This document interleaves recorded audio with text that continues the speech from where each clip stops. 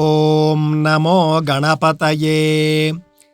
ఎంతో గొప్పదైనటువంటి మహోన్నతమైనటువంటి అయోధ్య రామ మందిరంలో బాలరాముడి ప్రతిష్ఠ రోజున మనం చెప్పుకోబోతూ ఉన్నాము శతశ్లోకి రామాయణాన్ని. 100 శ్లోకాల్లో పూర్తి రామాయణం మనకు వాల్మీకి రామాయణంలోనే కనిపిస్తుంది. మనందరికీ తెలుసు, రామాయణాన్ని మొట్టమొదటగా రచించింది వాల్మీకి మహర్షి అని. కానీ వాల్మీకి మహర్షికి రాముడి గురించి చెప్పింది ఎవరు అనంటే నారద మహర్షి చెప్పాడు. నారద మహర్షి వాల్మీకి మహర్షి వద్దకు వచ్చినప్పుడు వాల్మీకి మహర్షి వేసిన ప్రశ్నలకు సమాధానంగా నారదుడు చెప్పడమే ఈ యొక్క శతశ్లోకి రామాయణం. మీరు వాల్మీకి రామాయణంలోనే చూసినట్లయితే మొట్టమొదటి సర్గ పూర్తిగా శతశ్లోకి రామాయణము అని పేరు. ఏదైతే బాలకాండలో ఉంటుందో, మొట్టమొదటి సర్గలో ఉంటుందో అది శతశ్లోకి రామాయణం. మొత్తం రామాయణం 24,000 శ్లోకాలు కాగా ఈ శతశ్లోకి రామాయణం అంటే 100 శ్లోకాల్లో పూర్తి రామాయణం మనకు సంక్షిప్తంగా కనిపిస్తుంది. ఈ మహోన్నతమైనటువంటి బాలరాముడి ప్రతిష్ఠ రోజున మనం ఈ యొక్క శతశ్లోకి రామాయణాన్ని వినడం ద్వారా పూర్తి రామాయణాన్ని విన్న ఫలితాన్ని పొందుతాము. ఓం శ్రీమన్మహాగణాధిపతయే నమః. శ్రీ మహాసరస్వత్యై నమః. శ్రీ గురుభ్యో నమః. హరి ఓం.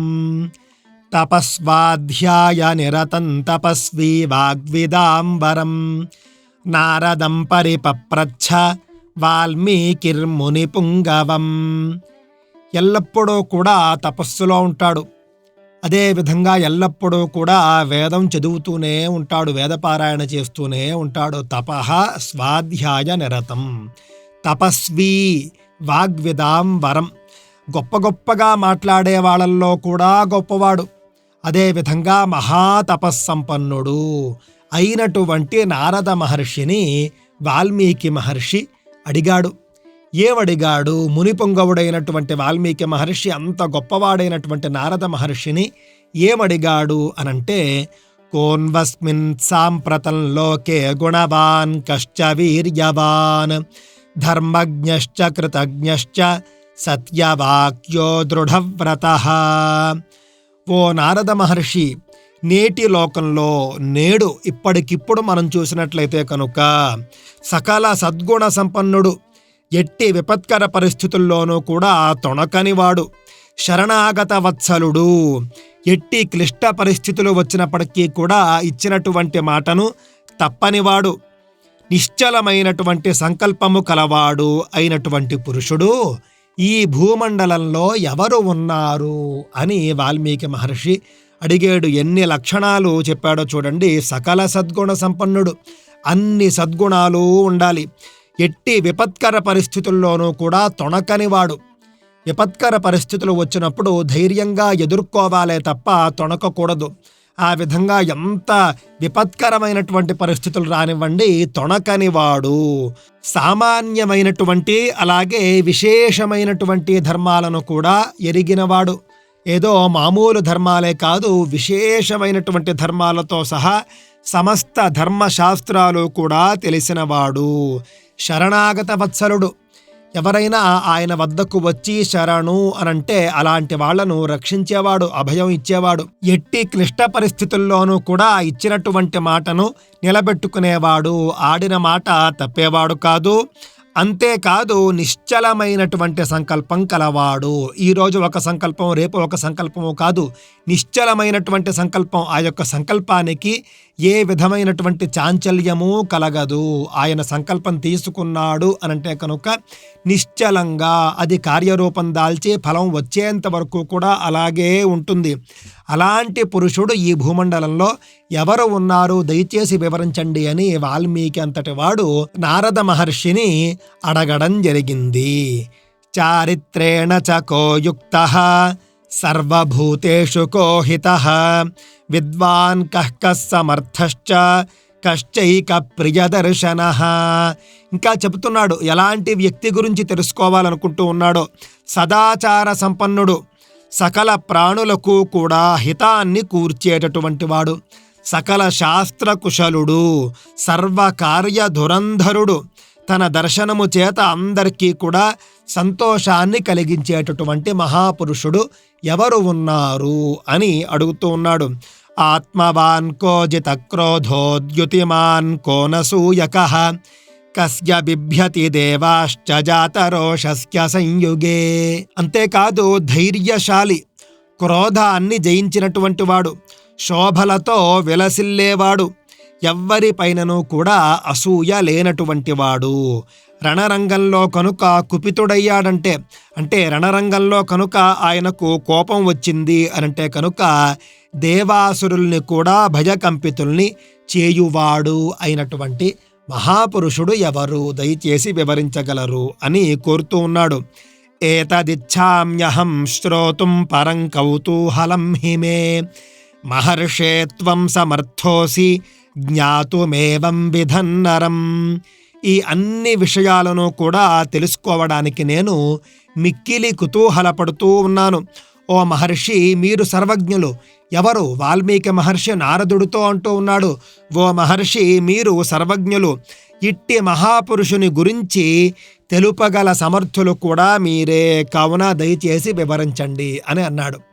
ఆ విధంగా వాల్మీకి వచనాలు కవి కోకిల అని చెప్పేటటువంటి వాల్మీకి మహర్షి పలుకులు విన్నటువంటి నారద మహర్షి ఈ విధంగా చెబుతూ ఉన్నాడు. శ్రుత్వా చైతత్రిలోకజ్ఞో వాల్మీకేర్నారదో వచః శ్రూయతామితి చామంత్రియ ప్రహృష్టో వాక్యమబ్రవీత్. త్రిలోకజ్ఞుడైనటువంటి నారదుడు అంటే 3 లోకాలకు సంబంధించినటువంటి సంపూర్ణమైన జ్ఞానాన్ని కలిగి ఉన్నటువంటి వాడు. అట్టి నారదుడు వాల్మీకి పలుకుల్ని ఆలకించి ఎంతో సంతోషించాడు. సంతోషించి పిమ్మట అతడు, ఓ మహర్షి సరే వినుము అని వాల్మీకితో ఇట్లు పలుకుచూ ఉన్నాడు. బహవో దుర్లభాశ్చైవ యే త్వయా కీర్తితా గుణాః మునే వక్ష్యామ్యహం బుద్ధ్వా తైర్యుక్త శ్రూయతాన్నరః. ఓ మహర్షి, నీవు ప్రస్తుతించినటువంటి బహువిధములైనటువంటి ఆ ఉదాత్త గుణములు ఒక్కరి యందే కుదురుకొనియుండుట సాధారణముగా దుర్లభము. అయినను స్మృతికి తెచ్చుకొని అట్టి గుణములు కల ఉత్తమ పురుషుని గూర్చి తెలిపెదను వినుము. వాల్మీకి మహర్షి ఎన్ని లక్షణాలు ఉండాలి అని అన్నాడు.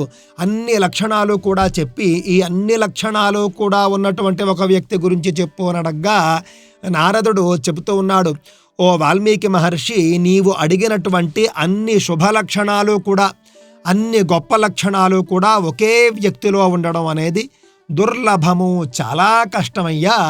అయినప్పటికీ కూడా నేను జ్ఞాపకం తెచ్చుకుని చెప్తాను విను అని అన్నాడు. మనకే తెలుసు, నేటి రోజుల్లో కూడా ఒకరిలో ఉండే లక్షణం ఒకరిలో ఉండదు. ఇది ఏ యుగమైనా కూడా ఇంచుమించుగా అలాగే ఉంటుంది. ఒకే వ్యక్తిలో అన్ని గొప్ప లక్షణాలను కూడా మనం ఎదురు చూడకూడదు. అందుకే కలియుగంలో ముఖ్యంగా గుర్తుంచుకోవలసింది ఏమిటి అనంటే కనుక త్రేతాయుగంలోనే ఆ అవకాశం లేదు అని నారదుడు చెప్పాడు అనంటే కనుక మనం కలియుగంలో పలానా వ్యక్తి సంపూర్ణంగా స్వచ్ఛంగా ఉండాలి, లేకపోతే సంపూర్ణంగా అన్ని మంచి లక్షణాలే ఉండాలి అని మనం కోరుకోవడం అత్యాశే అవుతుంది. ఒక మంచి లక్షణం ఉంటుంది, ఒక చెడు లక్షణం కూడా మనకు కనిపిస్తూ ఉంటుంది. మొత్తం మనిషి మీద ఏది ఎక్కువగా ఉంటే మనం దాన్నే తీసుకోవాలి. అంటే ఎక్కువ పాళ్ళు మంచి ఉంటే ఆ వ్యక్తిని మంచివాడిగా మనం తీసుకోవాలి. ఎక్కువ పాళ్ళు చెడు ఉంటే కనుక చెడ్డ వ్యక్తిగా మనం పరిగణించవలసి ఉంటుంది. అంతేకాని 100% కూడా మంచి వ్యక్తి కలియుగంలో అసలే దుర్లభం, అసాధ్యం కూడా అని మనం చెప్పక తప్పదు. త్రేతాయుగంలోనే దుర్లభం అంటూ ఉన్నాడు నారద మహర్షి. అయినప్పటికీ కూడా అలాంటి ఉత్తమ పురుషుడు గురించి నేను ఆలోచించి చెబుతాను విను అని ఈ విధంగా మొదలుపెట్టాడు. ఇక్ష్వాకు వంశ ప్రభవో రామో నామ జనైశ్రుతః నియతాత్మా మహావీర్యోద్యుతిమాన్ ధృతిమాన్ వశీ. ఇక్ష్వాకు వంశము మిక్కిలి ప్రసిద్ధి చెందినటువంటిది. లోకోత్తర పురుషుడైనటువంటి శ్రీరాముడు అవతరించి ఎంతో జగత్ప్రసిద్ధుడయ్యాడు. రాముడు అవతరించిన తరువాత ఇక్ష్వాకు వంశం గురించి ఖ్యాతి మరింత పెరిగింది తప్ప రాముడు కంటే ముందు కూడా ఇక్ష్వాకు వంశం సుప్రసిద్ధమైనదే. అలాంటి సుప్రసిద్ధమైన వంశంలో రాముడు జన్మించాడు. ఆ యొక్క ప్రసిద్ధిని మరింత పెంచాడు. ఎంత పెంచాడు అనంటే కనుక లక్షల సంవత్సరాలైనా కూడా ఇంకా మనం ఆ వంశాన్ని స్మరించుకుంటూ ఉన్నాం. ఆయన అవతార పురుషుడు అనంటే ఆ విధంగా అంత గొప్పదైనటువంటి ఇక్ష్వాకు వంశంలో జన్మించాడు. ఆయన జన్మించి జగత్ప్రసిద్ధుడయ్యాడు. అతడు మనోనిగ్రహం కలవాడు. బుద్ధిమాన్ నీతిమాన్ వాగ్మీ శ్రీమాన్ శత్రునిబర్హణ విపులాంసో మహాబాహు కంబుగ్రీవో మహాహను మహోరస్కో మహేశ్వాసో గూఢజత్రురరిందమ ఆజానుబాహు సుశిరా సులలాట సువిక్రమ. గొప్ప పరాక్రమవంతుడు, మహా తేజస్వి, ధైర్యశాలి, జితేంద్రియుడు, ప్రతిభామూర్తి, నీతిశాస్త్ర కుశలుడు, చిరునవ్వుతో మితంగా మాట్లాడడంలో నేర్పరి, షడ్గుణైశ్వర్య సంపన్నుడు, శత్రువుల్ని సంహరించేవాడు, ఎత్తైన భుజములు కలవాడు, బలిష్టమైనటువంటి బాహువులు కలవాడు, శంఖం వలె నునుపైనటువంటి కంఠము కలవాడు, ఉత్తమమైనటువంటి హనువులు అనగా చెక్కిలి భాగములు కలవాడు, విశాలమైన వక్షస్థలం కలవాడు, బలమైనటువంటి ధనుస్సు కలవాడు, పుష్టిగా గూఢముగానున్న సంధి ఎముకలు కలవాడు, అంతఃశత్రువులను అదుపు చేయగలవాడు. మనందరికీ కూడా బాహ్య శత్రువులు ఉంటారు. బయట ప్రతి ఒక్కరికి కూడా ఏదో విధంగా శత్రువు అనేవాడు ఒకడైనా ఉంటాడు. అడవుల్లోని ముక్కు మూసుకుని తపస్సు చేసుకునేటటువంటి మునులకు కూడా శత్రువులు మిత్రులు ఏర్పడుతూ ఉంటారు. అలాంటప్పుడు సమాజంలో ఉండే వాళ్లకు శత్రువులు ఉండడం అనేది పెద్ద విషయం కాదు. ఆ విధంగా మనందరికీ సమాజంలో జీవించే వారందరికీ కూడా శత్రువు అనేవాడు ఉంటాడు బయట. కానీ అంతఃశత్రువులు అని కూడా మనకు కొన్ని ఉంటాయి. ఆ అంతఃశత్రువులే కామక్రోధ లోభ మోహ మద మాత్సర్యములు అనేటటువంటి అరిషడ్వర్గాలు. ఆ విధంగా అంతఃశత్రువులు ఏవైతే ఉన్నాయో ఆ అంతఃశత్రువుల్ని అదుపు చేయగలవాడు. ఆజానుబాహువు, అందమైనటువంటి గుండ్రని శిరస్సు కలవాడు, అర్ధచంద్రాకారంలో ఎత్తైనటువంటి నొసట భాగాన్ని కలిగి ఉన్నవాడు, లలాటాన్ని కలిగి ఉన్నవాడు, గజాదులకు వలె గంభీరమైనటువంటి నడక కలవాడు. ఏనుగులు గంభీరంగా నడుస్తూ ఉంటాయి. వేగంగా నడవ్వు, అలాగని మెల్లగా కూడా నడవ్వు. మధ్య వేగము అని అంటారు. దాన్నే గాంభీర్యము అని కూడా అంటారు. గంభీరంగా నడుస్తూ ఉంటాయి ఏనుగులు. ఆ విధంగా ఏనుగు వంటి గంభీరమైనటువంటి నడక కలవాడు శ్రీరాముడు అని చెబుతూ ఉన్నాడు. ఏం గొప్పగా వర్ణిస్తూ ఉన్నాడో చూడండి. సమసమ విభక్తాంగ స్నిగ్ధ వర్ణ ప్రతాపవాన్ పీనవక్షా విశాలాక్షో లక్ష్మీవాన్ శుభలక్షణ ధర్మజ్ఞ సత్యసంధశ్చ ప్రజానాంచ హితే రతః యశస్వీ జ్ఞాన సంపన్న శుచిర్వశ్య సమాధిమాన్ ప్రజాపతి సమశ్రీమాన్ ధాతా రిపునిషూదనః రక్షితా జీవలోకస్య ధర్మస్య పరిరక్షితా రక్షితా స్వస్య ధర్మస్య స్వజనస్య చ రక్షితా వేద వేదాంగ తత్వజ్ఞో ధనుర్వేదే చ నిష్ఠితః సర్వశాస్త్రార్థ తత్వజ్ఞ స్మృతిమాన్ ప్రతిభానవాన్ సర్వలోక ప్రియ సాధురదీనాత్మా విచక్షణః. శ్రీరాముడు అంత పొడవుగా కానీ అలాగని పొట్టిగా కూడా కానీ ప్రమాణమైనటువంటి దేహము కలవాడు. కొంతమంది చాలా పొడవుంటారు, కొంతమంది చాలా పొట్టిగా కూడా ఉంటారు. ఆ విధంగా కాదు, ఈయన మధ్యమంగా ఉంటాడు. చాలా పొడవు కాదు, చాలా పొట్టి కాదు. ఇవన్నీ కూడా ఒక శుభ పురుషుడు, ఒక సంపూర్ణమైనటువంటి పురుషుడు యొక్క లక్షణాలు మనం గుర్తుపెట్టుకోవాలి. బాగా పొడవు ఉంటే ఏదో మంచివాడు గొప్పవాడని మనం భావించవలసినటువంటి అవసరం లేదు. బాగా పొట్టి ఉంటే మనం తక్కువగా చూడాల్సినటువంటి అవసరం కూడా లేదు. కానీ రాముడు మధ్యమంగా ఉంటాడట. అటు పూర్తి పొడవు కాదు, ఇటు పూర్తి పొట్టి కూడా కాదు. ప్రమాణమైనటువంటి సరి అయిన దేహము కలవాడు. సమానమైనటువంటి కరచరణాది అవయవ సౌష్ఠవము కలవాడు. అలాగే చేతులు కాళ్ళు కూడా ఎంత ఉండాలో అంతే ఉంటాయి. చేతి వేళ్ళు అలాగే కాలి వేళ్ళు, చేతులు కాళ్ళు అంతా కూడా సరి అయినటువంటి కొలతలతో ఉండేవాట. కనువిందు గావించు దేహకాంతి కలవాడు. నేటి రోజుల్లో మనందరి దురదృష్టం ఏమిటి అనంటే కనుక తెల్లగా ఉంటే అందంగా ఉన్నట్లుగా మనం భావిస్తూ ఉంటాం. ఇది ఒక రకమైనటువంటి భావదారిద్ర్యం. ఎప్పుడైతే తెల్లవాళ్ళు మనల్ని పాలించి మనకు ఆ విధమైనటువంటి ఆలోచన అలవాటు చేశారో దాని నుండి మనం ఇప్పటికీ కూడా బయట పడలేకపోతూ ఉన్నాము. తెల్లగా ఉంటే అందంగా ఉన్నట్లు అనేటటువంటి భావన ఏదైతే ఉందో అది తప్పు అని చెప్పేటటువంటి శ్లోకం ఇది. ఏమిటి అంటే ఆ మనిషిని చూసిన వెంటనే కూడా మనకు కనువిందుగా ఉంటుంది. ఇతర అనేక గ్రంథాల్లో రాముణ్ణి శ్యామవర్ణుడు అని చెప్పడం జరిగింది. శ్యామవర్ణము అనంటే కనుక మన తెలుగు భాషలో చెప్పుకోవాలి అనంటే చామన ఛాయ అని మనం చెప్పవచ్చు. రాముడు చామన ఛాయలో ఉంటాడు, కానీ గొప్ప అందగాడు అని చెబుతూ ఉన్నారు. కావున రంగు తక్కువనో లేకపోతే రంగు ఎక్కువ లేదనో ఒకరిని తక్కువ చేసి చూడడం మానేయండి. పరాక్రమశాలి, పరాక్రమవంతుడు చెప్పక్కర్లేదు.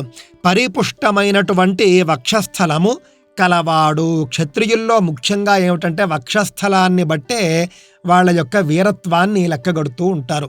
ఇది ప్రాచీన కాలం నుండి కూడా వస్తూ ఉన్నటువంటి సాంప్రదాయం. విశాలమైనటువంటి వక్షస్థలం ఉంటే ఎక్కువ వీరుడు అని చెబుతూ ఉంటారు. ఆ విధంగా పరిపుష్టమైనటువంటి వక్షస్థలము కలవాడు, బలంగా ఉంటుంది ఆయన వక్షస్థలం కూడా. విశాలమైనటువంటి కన్నులు కలవాడు. చిన్న చిన్న కళ్ళు కాదు, ఏదో చైనా వాళ్ళకు ఉంటాయి చూసారా కళ్ళు, చైనా జపాన్ దేశాల్లో చూస్తే కళ్ళు చిన్నవిగా మనకు కనిపిస్తూ ఉంటాయి, చర్మంతో కప్పేసినట్లుగా ఉంటాయి. ఆ విధంగా కాదు, విశాలమైనటువంటి కన్నులు కలవాడు. అలాగే కొరియా కావచ్చు, అలాగే అమెరికా మొదలైనటువంటి దేశాల్లో కూడా చిన్న చిన్న కళ్ళతో ఉంటారు ఎక్కువ మంది. ఆ విధంగా కాదు, రాముడు విశాలమైనటువంటి కన్నులు కలిగినటువంటి వాడు. సాటి లేని శుభ లక్షణములు కలవాడు. ఆయనకు ఉన్నటువంటి శుభ లక్షణాలు వేరే ఎవ్వరికీ లేవు. అంతటి సాటి లేని శుభ లక్షణాలు.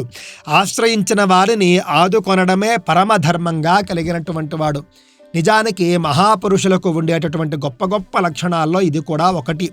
వాళ్ళను ఆశ్రయించిన వాళ్లను ఎప్పుడూ కూడా వాళ్ళు ఉదాసీనంగా చూడరు. అంటే పట్టించుకోకపోవడం కానీ, వాళ్ళను రక్షించకపోవడం కానీ, లేకపోతే పని చేయించుకుని వదిలేయడం కానీ, నీ కర్మకు నువ్వు చావు అని వదిలిపెట్టడం కానీ ఇలా ఉండవు. వాళ్ళను ఆశ్రయించి వచ్చారు అనంటే కనుక వాళ్లకు చిన్న పని చేసి పెట్టినా కూడా వాళ్లను రక్షించడము అనేటటువంటి ఆ యొక్క పరమధర్మాన్ని కలిగి ఉంటారు. వాళ్లను ఆదుకొనటానికి ఎప్పుడూ ముందు ఉంటారు. రాముడు కూడా అంతే అట. తనను ఆశ్రయించినటువంటి వాళ్లను ఎప్పుడూ కూడా పక్కన పెట్టలేదు. వాళ్లను ఆదుకొనడమే పరమధర్మంగా భావిస్తూ ఉండేవాడు. ఆడిన మాట తప్పనివాడు. నేడు మనమంతా కూడా అనేక సినిమాలు చూస్తూ ఉంటాం. సినిమాల్లోని హీరోల్ని వీళ్ళు ఎలా చూపిస్తూ ఉంటారంటే కనుక మాట తప్పడు, మడమ తిప్పడు, ఈ విధంగా చూపిస్తూ ఉంటారు. నిజానికి వాళ్ళు ఎలా ఉంటారో తెలియదు. కొంతమంది నాయకుల విషయంలో కూడా అదే విధంగా చెప్పుకునే ప్రయత్నం చేస్తూ ఉంటారు కొంతమంది. అది నిజమో అబద్ధమో పక్కన పెడితే కనుక ఈ విధంగా ఇచ్చిన మాట తప్పకపోవడము అనేది ఒక గొప్ప వ్యక్తుల లక్షణము అనే భావన మనకు రామాయణం నుండే వచ్చింది, రాముడి నుండే వచ్చింది. ఇన్ని లక్షల సంవత్సరాలు అయిపోయినప్పటికీ కూడా రాముడి లక్షణాలే గొప్పవి, ఆయనలా ఉండడమే గొప్పదనము అని నేటికీ కూడా మనం అనుకుంటూ ఉన్నాము అనంటే రామాయణం యొక్క ప్రభావం కానీ, రాముడి యొక్క ప్రభావం కానీ మన దేశం మీద ఎంతగా ఉందో చూడండి, ప్రపంచం మీద ఎంతగా ఉందో చూడండి. ఆ విధంగా ఆడిన మాట తప్పనివాడు.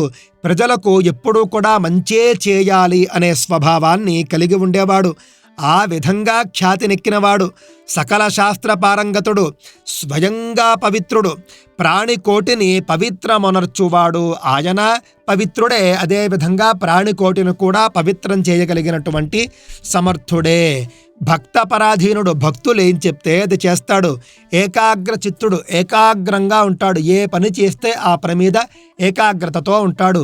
ఇటు వింటూ అటు చూడడం కాదు, అటు వింటూ ఇటు చూడడం కాదు. ఏ పని ఉంటే ఆ పని మీదే ధ్యాసతో ఉంటాడు. ఏకాగ్ర చిత్తుడు. చూపు ఒకవైపు, మనస్సు ఒకవైపు కూడా ఉండదు, మాట మరొక వైపు ఉండదు, మూడు ఒకవైపే ఉంటాయి. ఆ విధంగా ఏకాగ్ర చిత్తుడు. త్రిమూర్తి స్వరూపుడై ప్రజాపతి బ్రహ్మ వలె జనుల్ని సృష్టించువాడు. విష్ణువు వలె అఖండ ఐశ్వర్య సంపన్నుడై పోషించువాడు. సాధు పురుషుల్ని బాధించే వారిని పరిమార్చడంలో పరమశివుని వంటివాడు. స్వపర భేదములు లేక అందరినీ రక్షించేటటువంటి వాడు. రాజు అనేవాడు తన యొక్క రాజ్యంలో ఉన్నటువంటి ప్రతి వ్యక్తిని కూడా రక్షించాలి. ఇందులో నావాడు కానివాడు అని ఉండడు. తన రాజ్యంలో ఉంటే కనుక అందరినీ రక్షిస్తాడు. వేరే రాజ్యంలో ఉన్నవారైనప్పటికీ కూడా ఆపదలో ఉంటే రక్షిస్తాడు. శరణు వేడితే తప్పక రక్షిస్తాడు. వాళ్ళు నా రాజ్యం పరిధిలోకి రారు, నేను రక్షించను అని అనుకునేవాడు కాదు రాముడు. ఆ విధంగా స్వపర భేదాలు లేకుండా అందరినీ రక్షిస్తాడు. ధర్మాన్ని స్వయంగా ఆచరించుచు లోకుల చేత ఆచరింపజేయువాడు. రాముడు తాను స్వయంగా ధర్మాచరణ చేస్తాట. ఆచరణ చేస్తూ జనుల చేత ఆచరింపజేస్తాట. తాను చేస్తాడు, చేయిస్తాడు. కేవలం చేయడం మాత్రమే కాదు, అలాగని కేవలం చేయించడం మాత్రమే కూడా కాదు. మహాపురుషుల లక్షణాల్లో ఇది కూడా ఉంటుంది. అలాగే ధర్మరక్షకుడు. ఆచరించడము, ఆచరింపజేయడము మాత్రమే కాదు, ధర్మాన్ని రక్షించడం కూడా రాముడు చేస్తాడు. ఎన్ని లక్షణాలో చూడండి. ఒక వ్యక్తిలో ఎన్ని లక్షణాలా అని మనం ఆశ్చర్యపోయేంతటి గొప్ప వ్యక్తి రాముడు. అందుకే నేటికి కూడా మనం రాముణ్ణి గొప్పగా తలుచుకుంటూ ఉన్నాం. స్వధర్మాన్ని పాటించేవాడు. క్షత్రియ ధర్మం ఏదైతే ఉందో దానిని తూచా తప్పకుండా పాటించేటటువంటి వాడు. తనను ఆశ్రయించినటువంటి వారు ఎలాంటి వారైనా కూడా వాళ్లను రక్షిస్తాడు. వేదాంగముల పరమార్థాలను ఎరిగినవాడు. ధనుర్వేదమునందు ఆరితేరినవాడు. సకల శాస్త్రములను కూడా సాకల్యముగా ఎరిగినవాడు. శాస్త్రాది విషయాల పట్ల ఏమరుపాటు లేనివాడు. సమస్త వ్యవహారముల యందు కూడా చక్కని స్ఫూర్తి కలవాడు. సమస్త జనులకును కూడా ప్రీతిపాత్రుడు. సౌమ్య స్వభావము కలవాడు. ఉదార స్వభావుడు. సదసద్వివేక సంపన్నుడు. ఏది మంచి ఏది చెడు అని వివేకంతో ఆలోచించగలిగినటువంటి బుద్ధి కలిగినటువంటి గొప్ప వ్యక్తి. ఉదార స్వభావంతో ఉన్న వ్యక్తి, సౌమ్య స్వభావంతో ఉండేటటువంటి వ్యక్తి. శాస్త్రాది విషయాల పట్ల ఏమరుపాటు లేదు. ఫలానా శాస్త్రంలో ఇలా ఉంది రామా, ఇది చెయ్యాలి అని గురువులో పురోహితులో చెబితే పర్వాలేదులేండి అనే మనిషి కాదు. ఖచ్చితంగా శాస్త్రంలో ఉందా, శాస్త్రం ఆదేశిస్తోందా, శాస్త్రం అంటే వేదం అని కూడా మనం చెప్పవచ్చు. వేదం ఆదేశిస్తోందా, తప్పక మనం చేయాలి అని శాస్త్రం చెప్పింది అంటే 100% కూడా పాటించేస్తాడు.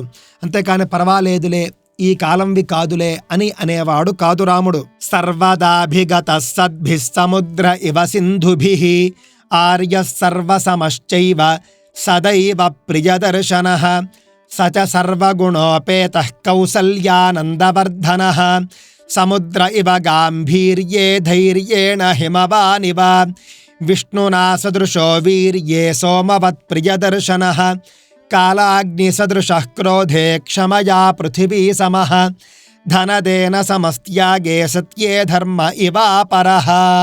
నదులు ఏ విధంగా అయితే సముద్రాన్ని చేరతాయో అదే విధంగా సత్పురుషులందరూ కూడా శ్రీరాముణ్ణే చేరుతూ ఉంటారు. నదీనాం సాగరోగతి అని పెద్దలంటారు.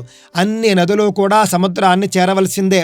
అదే విధంగా సత్పురుషులందరూ కూడా రాముణ్ణే చేరతారు. అతడు అందరికీ పూజ్యుడు. ఎవ్వరి పట్ల కూడా వైషమ్యాలు కానీ తారతమ్యాలు కానీ లేక మెలగువాడు. ఎల్లవేళలా కూడా అందరికీ ఆయన దర్శనము ప్రీతిని కొల్పుచూ ఉంటుంది. ఎప్పుడు వెళ్ళినప్పటికీ కూడా రాముణ్ణి దర్శించుకుంటే ఎవరైనప్పటికీ కూడా వాళ్ళు సంతోషిస్తారు. వాళ్లకు ప్రేమే దొరుకుతుంది తప్ప వేరే ఏమీ కాదు. రాముణ్ణి దర్శించుకున్న తరువాత బాధగా వెళ్ళడం కానీ, అసంతృప్తితో వెళ్ళడం కానీ, భయంతో వెళ్ళడం కానీ ఇవేవీ ఉండవు. రాముణ్ణి ఎవరు దర్శించినప్పటికీ కూడా దర్శించిన వ్యక్తి దర్శించినట్టుగా సంతోషంగా వెళతాట. కౌసల్యానందనుడైనటువంటి ఆ రాముడు సర్వ సద్గుణ విలసితుడు. అతడు సముద్రుడి వలె గంభీరుడు. సముద్రుడు ఎప్పుడూ కూడా గంభీరంగా ఉంటాడు. సముద్రం ఎంత గంభీరంగా ఉంటుంది, ఆ గాంభీర్యం మనకు ఎప్పుడూ కూడా రాముడిలో కనిపిస్తూ ఉంటుంది. ధైర్యంలో హిమవంతుడంతటి వాట, పరాక్రమంలో శ్రీ మహావిష్ణువే సాక్షాత్తు. చంద్రుడి వలె ఆహ్లాదకరుడు. శృతిమెత్తని హృదయం కలవాడైనప్పటికీ కూడా తన ఆశ్రితులకు ఎవరైనా అపకారం చేస్తే మాత్రం వాళ్ల పట్ల ప్రళయాగ్నిలాగా విజృంభిస్తాట. సహనంలో భూదేవి వంటివాడు. కుబేరుడి వలె త్యాగ స్వభావం కలిగినటువంటి వాడు. సత్యపాలనంలో ధర్మదేవత వంటివాడు. ఇన్ని గొప్ప లక్షణాలు రాముల్లో ఉన్నాయి అని నారదుడు వాల్మీకి మహర్షికి చెబుతూ ఉన్నాడు. తమేవం గుణ సంపన్నం రామం సత్యపరాక్రమం జ్యేష్ఠం శ్రేష్ఠగుణైర్యుక్తం ప్రియం దశరథసుతం. అమోఘ పరాక్రమశాలి అయినటువంటి శ్రీరాముడు ఇట్టి సద్గుణాలతో ఒప్పుచూ ఉండేవాట. సోదరుల్లో పెద్దవాడు, దశరథుడికి ప్రియపుత్రుడు, ప్రజలకు మేలు చేకూర్చడంలో నిరతుడు, ఎల్లప్పుడూ కూడా ప్రజల యొక్క బాగోగులే ఆలోచిస్తూ ఉంటాడు. ఏది చేస్తే ప్రజలకు మంచిది అనే ఆలోచిస్తూ ఉండేవాడు. అట్టి సకల గుణాభిరాముడు అయినటువంటి శ్రీరామచంద్రుణ్ణి తన మంత్రుల విజ్ఞప్తి మేరకు, అలాగే ప్రజల క్షేమము కోరి దశరథుడు మిక్కిలి ప్రసన్నుడై యువరాజుగా పట్టాభిషేకం చేయాలి అని అనుకున్నట్ట. ఇన్ని గొప్ప లక్షణాలు ఉన్నటువంటి రాముడికి యువరాజుగా పట్టాభిషేకం చేయండి అని మంత్రులు చెప్పారు దశరథ మహారాజుతో. మంత్రులు చెప్పడమే తరువాయి ఇప్పుడిప్పుడా అన్నట్లుగా దశరథుడు రాముడికి యువరాజుగా పట్టాభిషేకం చేయడానికి సిద్ధపడిపోయాట. తస్యాభిషేక సంభారాన్ దృష్ట్వా భార్యాథ కైకయీ పూర్వం దత్తవరా దేవి వరమేన మయాచత వివాసనం చ రామస్య భరతస్యాభిషేచనం. శ్రీరామచంద్రుడికి యువరాజుగా పట్టాభిషేకం చేస్తూ ఉన్నారు. దానికి సంబంధించినటువంటి ఏర్పాట్లన్నీ కూడా జరుగుతూ ఉన్నాయి అని కైకేయి తెలుసుకుందట. ఎవరి ద్వారా తెలుసుకుంది? మందర ద్వారా తెలుసుకుందట. ఆ విధంగా మందర ద్వారా రాముడికి పట్టాభిషేకం చేసేస్తున్నారు, యువరాజుగా పట్టాభిషేకం చేసేస్తున్నారు. అంటే యువరాజుగా ఎవరినైతే పట్టాభిషిక్తుల్ని చేస్తారో భవిష్యత్తులో రాజు కూడా అతనే అవుతాడు. ఆ విధంగా అయోధ్యకు భవిష్యత్తు రాజుగా రాముణ్ణి ప్రకటించేస్తున్నారు అని మందర ద్వారా తెలుసుకుందట. తెలుసుకుని గతంలో ఎప్పుడో ఒకసారి దశరథుడు కైకేయికి ఇచ్చినటువంటి 2 వరాల్ని ఇప్పుడు కోరుకుంటాను అని సిద్ధపడిందట. ఎప్పుడిచ్చాడు వరాలు అనంటే కనుక శంబరాసురుడు అని ఒక రాక్షసుడు, ఆ శంబరాసురుణ్ణి సంహరించినటువంటి సందర్భంలో కైకేయికి దశరథుడు 2 వరాలు ఇచ్చాట. ఆ 2 వరాలు కూడా నేను ఇప్పుడు కోరుకుంటాను అని బయలుదేరింది కైకేయి. ఆ 2 వరాలు ఏమిటి? తన కుమారుడైనటువంటి భరతుడికి పట్టాభిషేకం చేయాలి అనేది మొట్టమొదటి వరం. 2వ వరం ఏమిటి అనంటే రాముణ్ణి వనవాసానికి పంపించాలి అనేది. అస్సలు ఎవ్వరూ కూడా ఈ విధంగా జరుగుతుంది అని కానీ జరగవచ్చు అని కానీ ఊహించనే లేదు. ఆ క్షణం వరకు అయోధ్యలోను అంతఃపురంలోను ఎవ్వరూ ఊహించనటువంటి ఒక అనూహ్య పరిణామం అయోధ్యలో చోటు చేసుకుంది. ససత్యవచనాద్రాజా ధర్మపాశేన సంయతః వివాసయామాస సుతం రామం దశరథః ప్రియం సజగామ వనం వీరః ప్రతిజ్ఞామనుపాలయన్ పితుర్వచన నిర్దేశాత్ కైకేయ్యాః ప్రియకారణాత్. సత్యసంధుడైనటువంటి ఆ దశరథ మహారాజు గతంలో మాటిచ్చాడు కదా, మరి నీకు 2 వరాలు ఇచ్చాను అని అన్నాడు. ఆ వరాలు కోరుకున్నప్పుడు కాదు కుదరదు అనడం ఎక్కడ కుదురుతుంది? అందువల్ల ఆడిన మాట తప్పని వారు కాబట్టి ఇక్ష్వాకు వంశజులంతా కూడా దశరథుడికి అస్సలు ఇష్టం లేకపోయినప్పటికీ కూడా బాధతో కన్నీటితో నిండినటువంటి మనస్సుతో కైకేయి అడిగినటువంటి వరాలకు ఒప్పుకున్నాడు. ధర్మపాశానికి కట్టుబడి ప్రియతమసుతుడైనటువంటి శ్రీరాముణ్ణి పంపవలసి వచ్చింది అడవులకు. ఇంకా వేరే మార్గం లేకపోయింది. శ్రీరాముణ్ణి వనవాసానికి పంపించవలసి వచ్చింది. వీరుడైనటువంటి శ్రీరాముడు కైకేయికి ప్రియమును కూర్చుటకై కేవలం కన్నతల్లి మాత్రమే కాదు, సవతి తల్లులైనప్పటికీ కూడా వాళ్ళిద్దరినీ కూడా అనగా కైకేయిని సుమిత్రను కూడా రాముడు కన్న తల్లి వలె చూస్తూ ఉండేవాడు, కన్న తల్లుల వలె చూస్తూ ఉండేవాడు. ఆ విధంగా ఆ తల్లి తర్వాత ఆ తల్లి అంతటిదైనటువంటి కైకేయికి ఇష్టాన్ని చేకూర్చడం కోసం, ఆవిడ్ని సంతోష పెట్టడం కోసం నేను ఈ విధంగా వనవాసానికి వెళితే కనుక కైకేయి మాతకు సంతోషమైతే నేను ఆ పనే చేస్తాను అని చెప్పేసి శ్రీరాముడు ఏం చేశాడు, కైకేయిని సంతోషపెట్టడం కోసం తాను చేసినటువంటి ప్రతిజ్ఞను అనుసరించి పితృవాక్య పరిపాలన కోసం వనవాసానికి బయలుదేరాట. తం వ్రజంతం ప్రియో భ్రాత లక్ష్మణో నుజగామః స్నేహాద్వినయ సంపన్న సుమిత్రానందవర్ధనః భ్రాతరందజితో భ్రాతుః సౌభ్రాత్రమనుదర్శనం. సుమిత్రాసుతుడైనటువంటి లక్ష్మణుడు రాముడికి ప్రియ సోదరుడు. మొత్తం వీళ్ళు నలుగురు సోదరులు అని మనం ముందే చెప్పుకున్నాం. ఆ నలుగురిలోనూ కూడా రాముడు లక్ష్మణుడు వీళ్ళిద్దరూ ఒకరికి ఒకరు విడదీయలేని బంధం కలిగినటువంటి వారు. రాముడంటే లక్ష్మణుడికి విపరీతమైనటువంటి భక్తి, విశ్వాసము, ప్రేమ, స్నేహం. అదేవిధంగా లక్ష్మణుడంటే రాముడికి ఎనలేని వాత్సల్యము. ఆ విధంగా సుమిత్రా కుమారుడు, మిక్కిలి వినయ సంపన్నుడు అయినటువంటి లక్ష్మణుడు రాముని యందు భక్తి తత్పరతతో అన్న అడవులకు బయలుదేరుచూ ఉండగా స్నేహాతిరేకంతో లక్ష్మణుడు కూడా రాముణ్ణే అనుసరించెను. చూడండి, ఇది మనకు అన్నాదమ్ముల యొక్క బంధాన్ని తెలియజేసేటటువంటి ఒక సందర్భం. రాముడు భార్యతో కలిసి అడవులకు వెళ్ళిపోతూ ఉన్నాడు. ఆయనేమి ట్రిప్పుకో టూర్కో వెళ్ళటం లేదు, విహారయాత్రకు అసలే వెళ్ళటం లేదు. అయినప్పటికీ కూడా వనవాసానికి రాముడితో పాటు నేను వెళతాను అని బయలుదేరినటువంటి లక్ష్మణుడి యొక్క అన్న మీద ఉన్నటువంటి ప్రేమ ఏదైతే ఉందో ప్రశంసనీయం. ఆ విధంగా అన్న మీద ప్రేమతో లక్ష్మణుడు బయలుదేరిపోయాడు.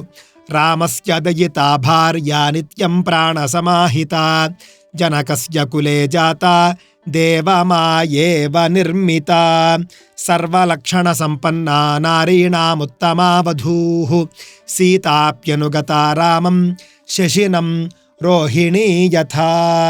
జనకుని వంశంలో పుట్టినటువంటి సీతాదేవి శ్రీరాముడికి ధర్మపత్ని. ఆమెపై ఆయనకు గల ప్రేమ అపారమైనటువంటిది, ప్రాణ సమానురాలు. దేవమాయ వలె అంటే దేవతలను సైతము మోహింపజేసేటటువంటి మోహినిలాగా అపూర్వమైనటువంటి సౌందర్యం కలిగి ఉన్నటువంటిది. సర్వశుభ లక్షణ శోభిత, దశరథుడి కోడలు, స్త్రీలలోనే ఉత్తమురాలు. ఆమె కూడా చంద్రుణ్ణి రోహిణీ నక్షత్రం అనుసరించినట్లుగా రాముణ్ణి సీతాదేవి అనుగమించి వనవాసానికి బయలుదేరింది. పౌరైరనుగతో దూరం పిత్రా దశరథేన చ శృంగిబేరపురే సూతం గంగాకూలే వ్యసర్జయత్ గుహమాసాద్య ధర్మాత్మా నిషాదాధిపతిం ప్రియం. దశరథుడు కూడా పాపం కొడుకును పంపలేక పంపుతూ ఉన్నాడు. ద్వారం వరకు వచ్చి వాళ్లను అనుసరించాడు దశరథ మహారాజు కూడాను. సాధారణంగా తండ్రి, తల్లి, గురువు మొదలైనటువంటి పెద్దవాళ్ళు వెళ్ళినప్పుడు పిల్లలు అనుసరిస్తూ ఉంటారు. ద్వారం వరకు కావచ్చు, వాహనం వరకు కావచ్చు, వీధి చివరి వరకు కావచ్చు, గ్రామం చివరి వరకు కూడా కావచ్చు. సందర్భాన్ని బట్టి చేస్తూ ఉంటారు. ఆ విధంగా పెద్దవాళ్ళని చిన్నవాళ్ళు అనుసరిస్తారు. కానీ ఇక్కడ కొడుకు, కోడలు, అలాగే చిన్న కొడుకు ముగ్గురు వెళుతూ ఉండగా దశరథుడు కన్న తండ్రి కూడా వాళ్ళని అనుసరిస్తూ ద్వారం దాకా వచ్చాడు. ఎందుకు అనుసరించాడు దశరథుడు అంటే కనుక రాముణ్ణి విడిచి ఉండలేనటువంటి స్థితి దశరథుడిది. అందువల్ల కొంత దూరమైనా సరే రాముడితో వెళ్ళాలి అనుకున్నాడు. పాపం ఎంతవరకు రాగలడో అంటే ఆ చక్రవర్తి కదా దశరథుడు, తన ప్రోటోకాలు ఎంతవరకు అనుమతిస్తే అంతవరకు వెళ్ళాడు అని మనం చెప్పుకోవచ్చు. ఆ విధంగా రాముణ్ణి దశరథుడు ద్వారం వరకు అనుసరించాడు. అయోధ్య ప్రజలు రాముణ్ణి చాలా దూరం అనుసరించి వెళుతూనే ఉన్నారు. ధర్మాత్ముడైనటువంటి శ్రీరాముడు గంగా తీరంలో ఉన్నటువంటి శృంగిబేరపురంలో తనకు భక్తుడు, నిషాదులకు రాజు అయినటువంటి గుహుణ్ణి కలుసుకుని ఆ తరువాత రథసారథిని వెనక్కు పంపించేశాడు. అంతవరకు రథసారథి కూడా రాముడితో వచ్చాడు. అక్కడి నుంచి ఇంకా రథసారథిని కూడా వెళ్ళిపోమని వెనక్కు పంపించేశాడు. గుహేన సహితో రామో లక్ష్మణేన చ సీతయా తేవనేన వనం గత్వా నదీస్తీర్త్వా బహూదకాః చిత్రకూటమనుప్రాప్య భరద్వాజస్య శాసనాత్ రమ్యమావసథం కృత్వా రమమాణా వనే త్రయః దేవగంధర్వ సంకాశాః తత్ర తేన్యవసన్ సుఖం. శ్రీరాముడు సీతా లక్ష్మణులతోనూ అలాగే గుహుడుతోనూ కలిసి వనంలోకి సాగిపోతూ ఉన్నాడు, అడవుల్లో సాగిపోతూ ఉన్నాడు. గుహుడి సహాయం చేత జల సమృద్ధి కలిగినటువంటి గంగా నదిని దాటాడు. ఆ తరువాత భరద్వాజ మహర్షి యొక్క ఆదేశాన్ని అనుసరించి సీతారామ లక్ష్మణులు మందాకిని నదీ తీరంలో ఉన్నటువంటి చిత్రకూట పర్వతాన్ని చేరారు. అక్కడ చక్కని పర్ణశాలను నిర్మించుకొని ఆ ముగ్గురు కూడా దేవ గంధర్వ సదృశులై సుఖంగా ప్రశాంతంగా నివసిస్తూ వచ్చారట. ఆ విధంగా గుహుడి సహాయంతో గంగా నదిని దాటారు. దాటిన తరువాత భరద్వాజ మహర్షిని దర్శించుకుని భరద్వాజ మహర్షి యొక్క ఆదేశం మేరకు చిత్రకూట పర్వతాన్ని చేరారు. చిత్రకూట పర్వతం పైన పర్ణశాల నిర్మించుకుని అక్కడ దేవగంధర్వుల్లాగా వాళ్లతో సమానంగా ప్రకాశిస్తూ ముగ్గురు కూడా సుఖంగా జీవిస్తూ ఉన్నారట. చిత్రకూటం గతే రామే పుత్రశోకాతురస్తదా రాజా దశరథ స్వర్గం జగామ విలపన్ సుతం. సీతారామ లక్ష్మణులు ముగ్గురు కూడా చిత్రకూటాన్ని చేరగానే, అంటే వీళ్ళు చిత్రకూట పర్వతాన్ని చేరారు. అక్కడ అయోధ్యలో దశరథుడు కన్నుమూశాడు, స్వర్గస్థుడైపోయాడు, పుత్ర వియోగాన్ని తట్టుకోలేకపోయాడు. ఆ విధంగా దశరథుడు పుత్ర వియోగంతో ఎందుకు మరణించాడు అని చెప్పేటటువంటి ఒక కథ కూడా ఉన్నది. అది మళ్ళీ మనం వేరే సందర్భంలో చెప్పుకుందాం. కానీ పుత్ర వియోగాన్ని తట్టుకోలేనటువంటి దశరథుడు అయోధ్యలో స్వర్గస్థుడైపోయాడు. సీతారామ లక్ష్మణులు ముగ్గురు కూడా చిత్రకూట పర్వతంలో ఉన్నారు. మృతేతు తస్మిన్ భరతో వసిష్ఠ ప్రముఖైర్ద్విజైః నియుజ్యమానో రాజ్యాయ నైచ్ఛద్రాజ్యం మహాబలః. దశరథుడు మరణించిన తరువాత వసిష్ఠుడు మొదలైనటువంటి రాజపురోహితులు, గురువులు, బ్రాహ్మణులు వీళ్ళంతా కూడా రాజ్యాధికారాన్ని స్వీకరించాల్సిందిగా భరతుణ్ణి కోరారట. కోరినప్పుడు దానికి ఆ మహావీరుడు భరతుడు సమ్మతించనే లేదు. రాజ్యకాంక్ష లేనటువంటి ఆ భరతుడు పూజ్యుడైనటువంటి రాముడి అనుగ్రహాన్ని పొందగోరిన వాడై అడవులకు బయలుదేరాడు. వశిష్ఠాది మహర్షులు ఎంత చెప్పినా కూడా రాజ్యాన్ని స్వీకరించకుండా రాజ్యకాంక్ష లేనివాడై పూజ్యుడైనటువంటి రాముణ్ణి వెతుక్కుంటూ రాముడి దర్శనం కోసం, రాముడి అనుగ్రహం కోసం అడవులకు బయలుదేరాడు భరతుడు. గత్వా తు సుమహాత్మానం రామం సత్యపరాక్రమం అయాచద్భ్రాతరం రామం ఆర్యభావ పురస్కృతః త్వమేవ రాజా ధర్మజ్ఞ ఇతి రామం వచోబ్రవీత్.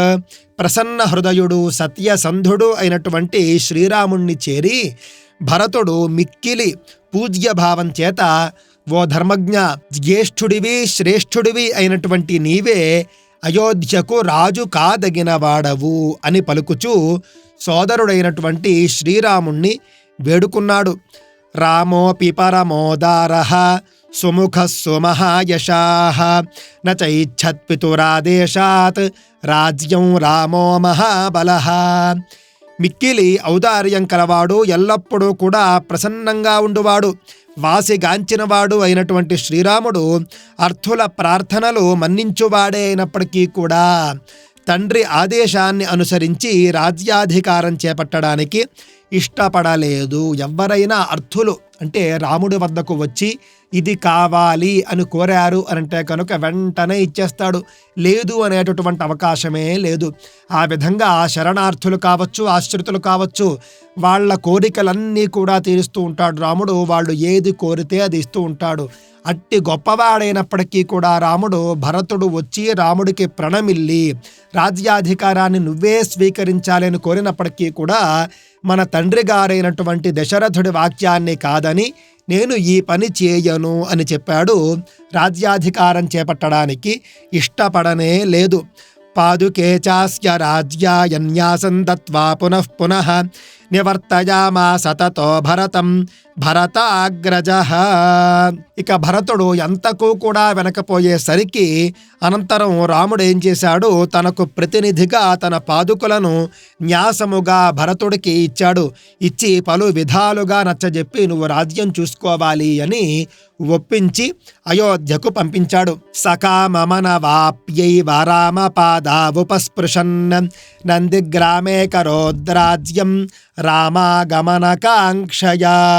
అయోధ్యకు రాముణ్ణి తీసుకురావాలి అనేటటువంటి ఏకైక లక్ష్యంతో భరతుడు మొత్తం పరివారాన్ని వెంట పెట్టుకుని ఎక్కడైతే రాముడు నివసిస్తూ ఉన్నాడో భార్యతోనూ తమ్ముడితోనూ కలిసి చిత్రకూట పర్వతానికి భరతుడు వెళ్ళాడు.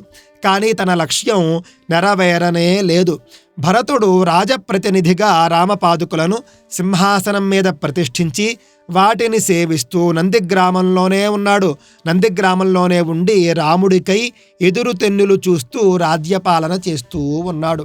అన్నగారు రాళ్లే ఇక అడవులకు వెళ్ళిపోయాడు, ఇక రాజ్యం నేను అనుభవించవచ్చు అని భరతుడు అనుకోనే లేదు. అన్నగారు ఇచ్చినటువంటి పాదుకల్ని తీసుకుని వచ్చాడు, సింహాసనంలో పెట్టాడు. ఆ పాదుకలను సేవిస్తూ రాముడి ప్రతినిధిగా, రాజప్రతినిధిగా భరతుడు నందిగ్రామంలోనే ఉండి రాజ్యపాలన చేయసాగాడు. దీన్ని ఆపద్ధర్మ పాలన అని అంటారు. ఏ విధంగా అయితే మనందరికీ తెలుసు, ఒక ముఖ్యమంత్రి ఓడిపోయిన తరువాత రాజీనామా చేస్తాడు. కొత్త ముఖ్యమంత్రి ప్రమాణ స్వీకారం చేసేంత వరకు కూడా ఆపద్ధర్మ ముఖ్యమంత్రిగా కొనసాగమని గవర్నర్ గారు ఆ ముఖ్యమంత్రినే అడుగుతారు. ఆయన కూడా ఒప్పుకుంటాడు. కొత్త ముఖ్యమంత్రి వచ్చేంత వరకు ఉంటాడు ఆపద్ధర్మ ముఖ్యమంత్రిగా. పెద్ద నిర్ణయాలు ఏవి తీసుకోడు, కానీ అతి ముఖ్యమైనటువంటి నిర్ణయాలు మాత్రం తీసేసుకుంటూ ఉంటాడు. ఆ విధంగా ఆపద్ధర్మ రాజుగా భరతుడు తన బాధ్యతల్ని నిర్వర్తిస్తూ ఉన్నాడు. ఎందుకు అనంటే రాజు లేని రాజ్యం ఉండనే కూడదు, గతి తప్పిపోతుంది, ప్రజలు చెల్లా చెదురైపోతారు, దొంగలు అలాగే బందిపోట్లు వీళ్ళంతా కూడా రెచ్చిపోతారు, పెట్టిరేగిపోతారు, అధర్మం ప్రజ్వరిల్లిపోతుంది. అలా జరగకూడదు కాబట్టి ఎవరో ఒకరు రాజప్రతినిధిగా అయినప్పటికీ కూడా ఉండి రాజ్యాన్ని పరిపాలిస్తారు. భరతుడు కూడా ఆ పనే చేశాడు. ఆ సందర్భంలో రాముడు భరతుడికి చాలా విషయాలు చెప్తాడు. అవన్నీ కూడా అదే విధంగా పాటిస్తూ ఉంటాడు. గతే తు భరతే శ్రీమాన్ సత్యసంధో జితేంద్రియః రామస్తు పునరాలక్ష్య నాగరస్య జనస్య చ తత్రాగమనమేకాగ్రో దండకాన్ ప్రవివేశః. భరతుడు అయోధ్యకు తిరిగి వెళ్ళిపోయాడు. సత్యసంధుడు, జితేంద్రియుడు అయినటువంటి రాముడు తన దర్శనానికై తరచుగా పౌరులు, జానపదులు అక్కడికి వచ్చుచుండుట గమనించాడు.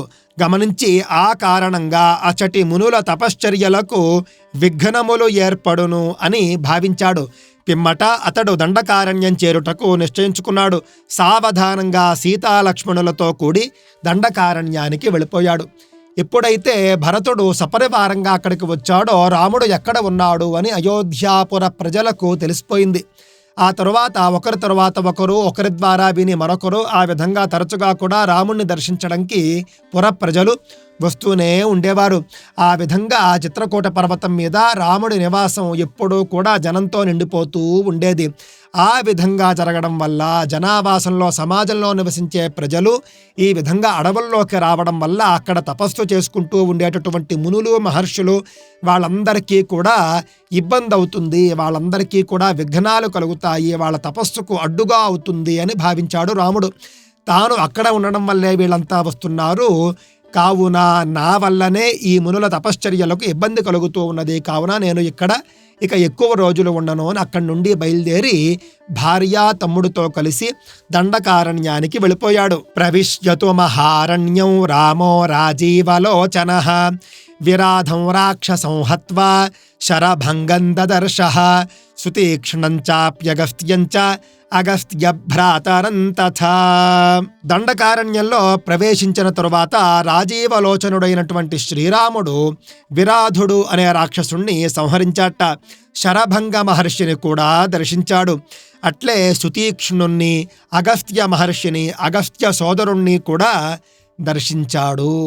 ఇక్కడ అగస్త్య భ్రాతరం అనేటటువంటి పదం సందర్భోచితంగా మనం చెప్పుకోదగింది. చాలామంది అగస్త్య భ్రాత అనే పదమే అక్కడ ఎందుకు వాడారు అని ఆలోచిస్తూ ఉంటారు.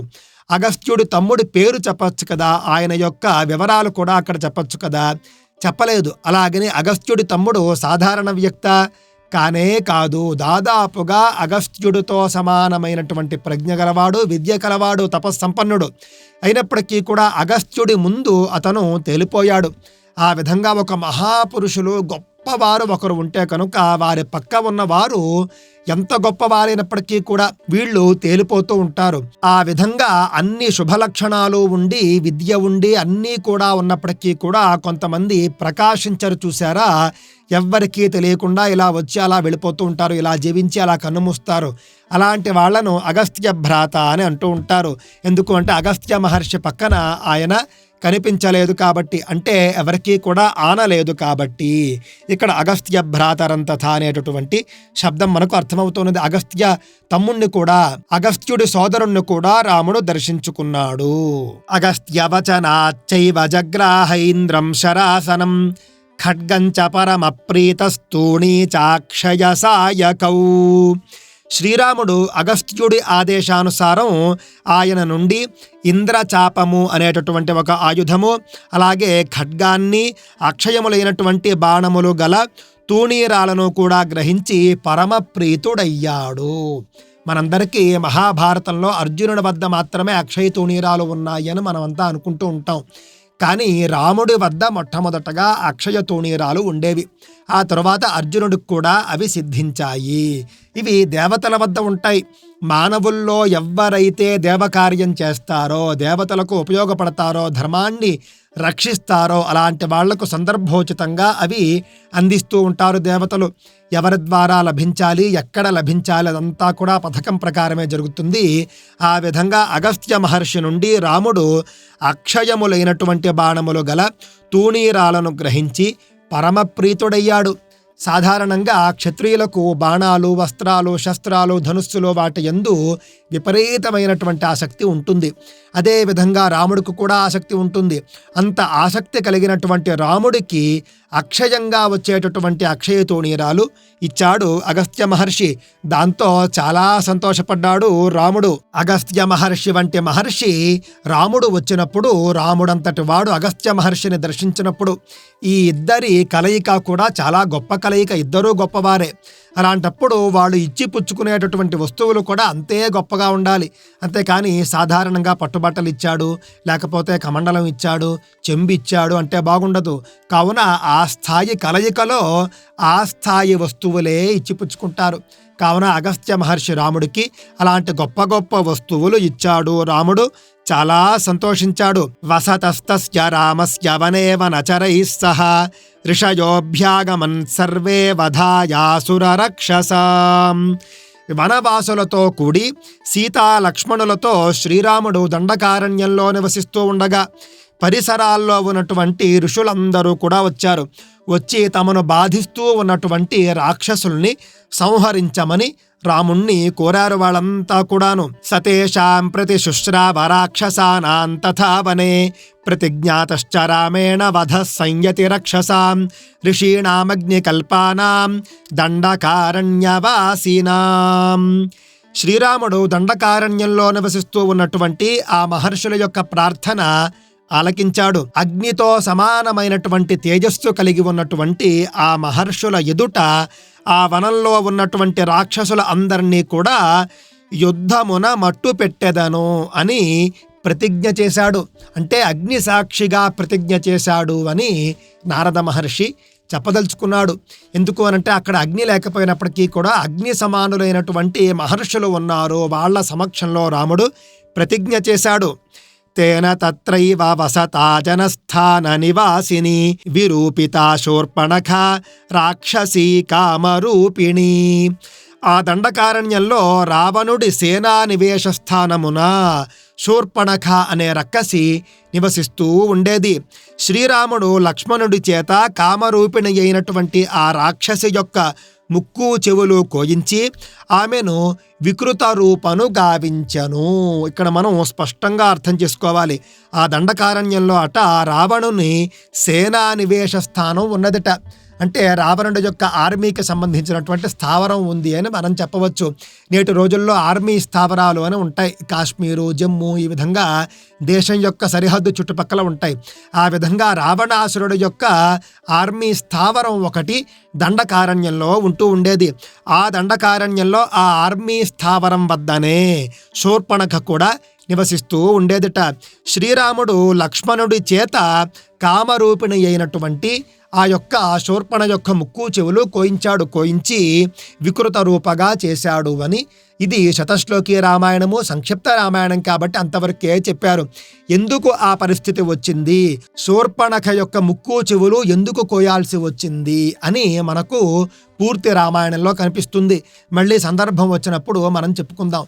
ఇక్కడ శూర్పణఖ అనే శబ్దం గురించి మనం చెప్పుకుందాం. శూర్పణఖ అనంటే కనుక చేటల వంటి గోళ్ళు కలది అని అర్థం. ఇదేం పేరండి? ఏ తల్లిదండ్రులైనా కూడా తమ బిడ్డలకు ఆ పేరు పెట్టుకుంటారా అనంటే కనుక ఎవ్వరూ పెట్టుకోరు. పుట్టినప్పుడు మంచి పేరే పెడతారు. ఆ తర్వాత వాళ్ళు చేసినటువంటి పనుల వల్ల వాళ్లకు రకరకాల పేర్లు వస్తూ ఉంటాయి. ఆ విధంగా ఈమెకు శూర్పణఖ అనే పేరు వచ్చింది. కానీ తల్లిదండ్రులు శూర్పణఖకు పెట్టిన పేరట మీనాక్షి అని పేరు పెట్టుకున్నారట. అంత గొప్ప పేరు వాళ్ళు పెట్టుకుంటే దానికి విరుద్ధంగా ఈవిడ శూర్పణఖ అనే పేరు సంపాదించుకుంది. తతశూర్పణఖ వాక్యాదుద్యుక్తాన్ సర్వరాక్షసాన్ ఖరంత్రిశిర సంచైవ దూషణంచైవ రాక్షసం నిజఘానరణే రామస్తేషాంచైవ పదానుగాన్ వనే తస్మిన్నివసతా జనస్థాన నివాసినాం రక్షసాన్ నిహతాన్యాసన్ సహస్రాణి 14.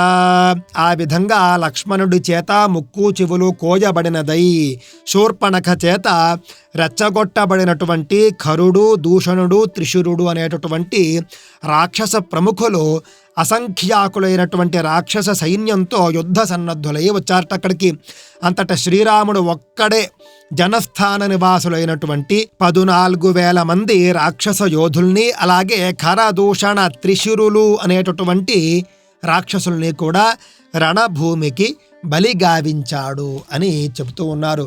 ఒకే వ్యక్తి 14,000 మందిని చంపాడు. తతో జ్ఞాతివధం శ్రుత్వా రావణః క్రోధమూర్ఛితః సహాయం వరయామాస మారీచన్నామ రాక్షసం.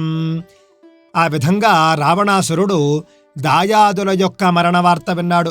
ఖరదూషణులు కావచ్చు, త్రిశురుడు అనే రాక్షసులు కావచ్చు, వీళ్ళంతా కూడా 14,000 మంది రాక్షస సైన్యంతో సహా రాముడి చేతిలో మరణించారు అని విన్న వెంటనే క్రోధంతో ఊగిపోయాడు.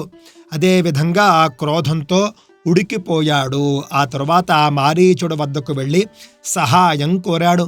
ఎందుకు సహాయం కోరాడు? సీతను అపహరించాలి అని సంకల్పించడం వల్ల సీతాపహరణ కోసం సహాయం కోరాడు. వార్యమాణస్సు బహుశో మారీచేన సరావణః న విరోధో బలవతా క్షమో రావణ తేనతే. అప్పుడు మారీచుడు చెప్పాడు, చెప్పకపోలేదు, ఓ రావణ, శ్రీరాముడు నీకంటే కూడా శక్తిమంతుడు, అంతటి వానితో నీకు విరోధం తగదు అని పలికి రావణుణ్ణి పెక్కు విధముల వారించాడు. చాలా రకరకాలుగా చెప్పాడు. నీకంటే చాలా బలవంతుడయ్యా, నువ్వేదో అనేసుకుంటూ ఉన్నావు, నేను గొప్పవాణ్ణి అని కాదు. నీకంటే రాముడు చాలా గొప్పవాడు, రాముడే చాలా బలవంతుడు, నువ్వు రాముడితో పెట్టుకోవడం మంచిది కాదు, మట్టి కొట్టుకుపోతావు అని ముందే హెచ్చరించాడు. అయినప్పటికీ కూడా మారీచుడి హెచ్చరికలను పక్కన పెట్టేశాడు. పక్కన పెట్టేసి ఆయువు మూడినటువంటి రావణాసురుడు ఏం చేశాడు? మారీచుణ్ణి వెంట పెట్టుకున్నాడు. వెంట పెట్టుకుని శ్రీరాముడి ఆశ్రమ సమీపానికి చేరాడు. అనాదృత్యతు తద్వాక్యం రావణః కాలచోదితః జగామసః మారీచస్తస్యాశ్రమ పదం తదా. మారీచుడు చెప్పిన మాటను అస్సలు పట్టించుకోకుండా బలవంతం చేసి మారీచుణ్ణి వెంట పెట్టుకుని, ఆయువు మూడింది కదా, వినాశకాలే విపరీత బుద్ధి అంటాను చూసారా, ఆ విధమైనటువంటి పరిస్థితి వచ్చిన వాడై, యముడి దర్శనం చేయడానికి తొందరపడిన వాడై మారీచుణ్ణి వెంట పెట్టుకుని రాముడి ఆశ్రమం వద్దకు వచ్చాడు రావణాసురుడు. తేన మాయా వినాదూరమపవాహ్య నృపాత్మజౌ జహార భార్యాం రామస్య గృద్ధరం హత్వా జటాయుషం. ఆ విధంగా రావణాసురుడు మాయావి అయినటువంటి మారీచుని సహకారంతో రామలక్ష్మణుల్ని ఇద్దరినీ కూడా వారి ఆశ్రమం నుండి దూరంగా పంపించాడు. మాయలేడు గురించి మనందరికీ తెలుసు. ఆ విధంగా చేసి సీతాదేవిని అపహరించుకుని పోయాడు. దారిలో తనకు అడ్డు తగిలినటువంటి జటాయువు అనేటటువంటి గృద్ధర రాజాన్ని ప్రాణాలు పోయేట్టుగా గాయపరిచాడు. పిమ్మట శ్రీరాముడు ప్రాణావసాన దశలో ఉన్నటువంటి ఆ విధంగా సీతాదేవిని రావణాసురుడి చెర నుండి రక్షించాలి అని ప్రయత్నం చేసి, తన శక్తికి మించిన పనైనప్పటికీ కూడా కళ్ళ ముందు అన్యాయం జరుగుతూ ఉంటే చూస్తూ ఊరుకోకూడదు కాబట్టి రావణాసురుడితో ఆకాశంలోనే యుద్ధం చేశాడు జటాయువు అనేటటువంటి గృద్ధర రాజు, పక్షిరాజం. ఆ విధంగా రావణాసురుడితో యుద్ధం చేసినప్పుడు రావణాసురుడు తీవ్రంగా గాయపరిచాడు. తీవ్రమైనటువంటి గాయాలతో నేలకూలాడు జటాయువు. నేలకూలినటువంటి జటాయువును శ్రీరాముడు చూశాడు. శ్రీరాముడు చూసేప్పటికీ జటాయువు చివరి దిశలో ఉన్నాడు, కాసేపట్లో ప్రాణం పోతుంది అన్నట్లుగా ఉన్నాడు. గృధ్రంచ నిహతం దృష్ట్వా హృతాం శ్రుత్వా చ మైథిలీం రాఘవ శోక సంతప్తో విలలాపాకులేంద్రియః తతస్తేనైవ శోకేన గృధ్రం దగ్ధ్వా జటాయుషం. ఆ విధంగా అవసాన దశలో ఉన్నటువంటి జటాయువును చూశాడు. చూసి ఆ గృధ్రము రావణాసురుడు సీతాదేవిని అపహరించుకొని పోయిన వార్తను తెలిపి రాముని పాద సన్నిధిలోనే కన్నుమూసింది. జటాయువు చెప్పాడు, రావణాసురుడు సీతను తీసుకుని వెళ్ళాడు అనే వార్త చెప్పేశాడు. చెప్పేసి కన్ను మూశాడు జటాయువు మృతికి శ్రీరాముడు వ్యాకులపాటుతో శోక సంతప్తుడై విలవిలలాడిపోయాడు. విలవిలలాడిపోయినప్పటికీ, శోకంతో ఉన్నప్పటికీ కూడా శ్రీరాముడు జటాయువు యొక్క అంత్య సంస్కారములన్నీ కూడా చేశాడు. జటాయువు దశరథుడికి మిత్రుడు. ఆ విధంగా తన తండ్రికి మిత్రుడైనటువంటి వృద్ధుడు పెద్దవాడు అయినటువంటి జటాయువు తన భార్య కోసం రావణాసురుడితో పోరాడి ఆ స్థితిలో మరణించడాన్ని రాముడు సహించలేకపోయాడు. అయినప్పటికీ కూడా జటాయువుకు అంతిమ సంస్కారాలు చేశాడు. మార్గమాణో వనే సీతాం రాక్షసం సందదర్శః కబంధన్నామ రూపేణ వికృతం ఘోర దర్శనం తన్నిహత్య మహాబాహుర్దదాహ స్వర్గతశ్చ సహ. శ్రీరాముడు సీతాదేవి కోసం అడవిలో అన్వేషిస్తూ ఉన్నాడు. అన్వేషిస్తూ కబంధుడు అనే రాక్షసుణ్ణి చూశాడు. అతడు వికృతాకారంతో చూడ్డానికే చాలా భయంకరంగా ఉన్నాడు. మహాబాహువైనటువంటి శ్రీరాముడు ప్రాణుల్ని హింసిస్తూ ఉన్నటువంటి, అడవుల్లో ఉన్నటువంటి మహర్షుల్ని హింసిస్తూ ఉన్నటువంటి ఆ దానవుణ్ణి హతమార్చి ఆ కబంధుడే కోరిన విధంగా, ఆ కబంధుడి కోరిక మేరకు ఆ కళేబరాన్ని దహించి వేశాడు. ఫలితంగా అతడికి స్వర్గప్రాప్తి కలిగింది. సచాస్య కథయామాస శబరీం ధర్మచారిణీం శ్రమణీం ధర్మ నిపుణాం అభిగచ్చేతి రాఘవః. ఆ విధంగా శాప విముక్తుడైనటువంటి కబంధుడు దివ్య రూపంతో స్వర్గానికి వెళుతూ ఉన్నాడు. స్వర్గానికి వెళుతూ ఆకాశంలో కొంతసేపు ఆగాడు. ఆగి శ్రీరాముడితో ఈ విధంగా చెప్పాడు, ఓ రామ, ఈ సమీపంలోనే నీ భక్తురాలైనటువంటి శబరి కలదు. గురువుల్ని సేవించటంలో కానీ, అదేవిధంగా అతిథుల్ని సేవించడంలో కానీ, అతిథి సత్కారంలో కానీ, గురు సేవలో కానీ ఆమె నిరతురాలు. ఎల్లప్పుడూ కూడా అతిథి సేవలో ఉంటుంది, గురు సేవలో ఉంటుంది. ఆమె సన్యాసిని. నీవు ఆ శబరి వద్దకు వెళ్ళుము అని పలికాడు. పలికి స్వర్గలోకానికి వెళ్ళిపోయాడు. సోభ్యగచ్చన్మహాతేజా శబరీం శత్రుసూదనః శబర్యా పూజిత సమ్యక్ రామో దశరథాత్మజః. శత్రువుల్ని రూపుమాపువాడైనటువంటి మహా తేజశాలి అయినటువంటి శ్రీరాముడు శబరి వద్దకు వెళ్ళాడు. శబరి భక్తి శ్రద్ధలతో పూజించి ఫలాల్ని అర్పించింది. పంపా తీరే హనుమతా సంగతో వానరేణః హనుమద్వచనాచ్చైవ సుగ్రీవేణ సమాగతః. ఆ విధంగా పంపా సరస్సు తీరంలో శ్రీరాముడు వానరుడైనటువంటి హనుమంతుణ్ణి కలుసుకుని ఆ వానరోత్తముడి సూచనను అనుసరించి సుగ్రీవుడు వద్దకు వెళ్ళాడు. సుగ్రీవాయ చ తత్సర్వం శంసద్రామో మహాబలః ఆదితస్తద్యథావృత్తం సీతాయాశ్చ విశేషతః. మహావీరుడైనటువంటి శ్రీరాముడు సుగ్రీవుడికి తన వృత్తాంతమంతా కూడా తెలిపాడు. ముఖ్యంగా సీతాపహరణ గాథను ఆయనకు పూర్తిగా వివరించాడు. సుగ్రీవశ్చాపి తత్సర్వం శ్రుత్వా రామస్య వానరః చకార సఖ్యం రామేణ ప్రీతశ్చైవాగ్నిసాక్షికం. సుగ్రీవుడు శ్రీరాముడు చెప్పిన విశేషాలన్నింటినీ కూడా విన్నాడు. తతో వానర రాజేన వైరాను కథనం ప్రతి రామాయ వేదితం సర్వం ప్రణయాద్దుఃఖితేనహి. సుగ్రీవుడు కూడా శ్రీరాముడు చెప్పినటువంటి విశేషాలన్నింటినీ విని శ్రీరాముడికి తోడ్పడడం వల్ల తనకు ప్రయోజనం కలుగుతుంది అని భావించాడు. అతడు శ్రీరాముడితో అగ్ని సాక్షిగా మైత్రి నెరపెను. పిమ్మట సుగ్రీవుడు దుఃఖితుడై ఉండడాన్ని గమనించి శ్రీరాముడు నీ దుఃఖానికి కారణం ఏమిటి అని అడిగాడు. అప్పుడు సుగ్రీవుడు తనపై మొదట వాలికి గల ప్రేమ విశ్వాసాలను, పిదప వాలితో తనకు ఏర్పడినటువంటి వైరగాథను, అలాగే తన దుస్థితిని కూడా రాముడికి మిక్కిలి దుఃఖంతో వివరంగా చెప్పాడు. సుగ్రీవుడు రాముడు చెప్పినటువంటి విషయాలన్నీ కూడా విన్నాడు. ఆ విధంగా అయోధ్య రాజ్యం నుండి సీతాపహరణం వరకు జరిగిన అన్ని విషయాలు కూడా చెప్పాడు. చెప్పి సీతాపహరణ విషయంలో సుగ్రీవుడు ఏమైనా సహాయపడతాడేమో అని ఎదురు చూశాడు. ఈ కథంతా కూడా వినటువంటి సుగ్రీవుడికి రాముడు వల్ల తనకు కూడా మేలు జరుగుతుంది, తనకు కూడా వాలి బాధ తప్పుతుంది అని భావించాడు. రాముడితో స్నేహం చేయాలి అని సంకల్పించాడు. అగ్ని సాక్షిగా స్నేహం చేశాడు. ఆ తరువాత దుఃఖంతో కూర్చుని ఉన్నటువంటి సుగ్రీవుణ్ణి చూసి రాముడు అడిగాడు, ఏమైందయ్యా, దుఃఖంగా ఎందుకున్నావు అని. అప్పుడు సుగ్రీవుడు వాలికి తనపై ఉన్నటువంటి ప్రేమ, తనకు వాలిపై ఉన్నటువంటి ప్రేమతో మొదలుపెట్టి ప్రస్తుత దీనస్థితి వరకు, ఆ తరువాత ఏర్పడినటువంటి వైరము, దారితీసిన పరిస్థితులు అన్నీ కూడా చెప్పి తన ప్రస్తుత దురవస్థ పూర్తిగా కూడా వివరించాడు.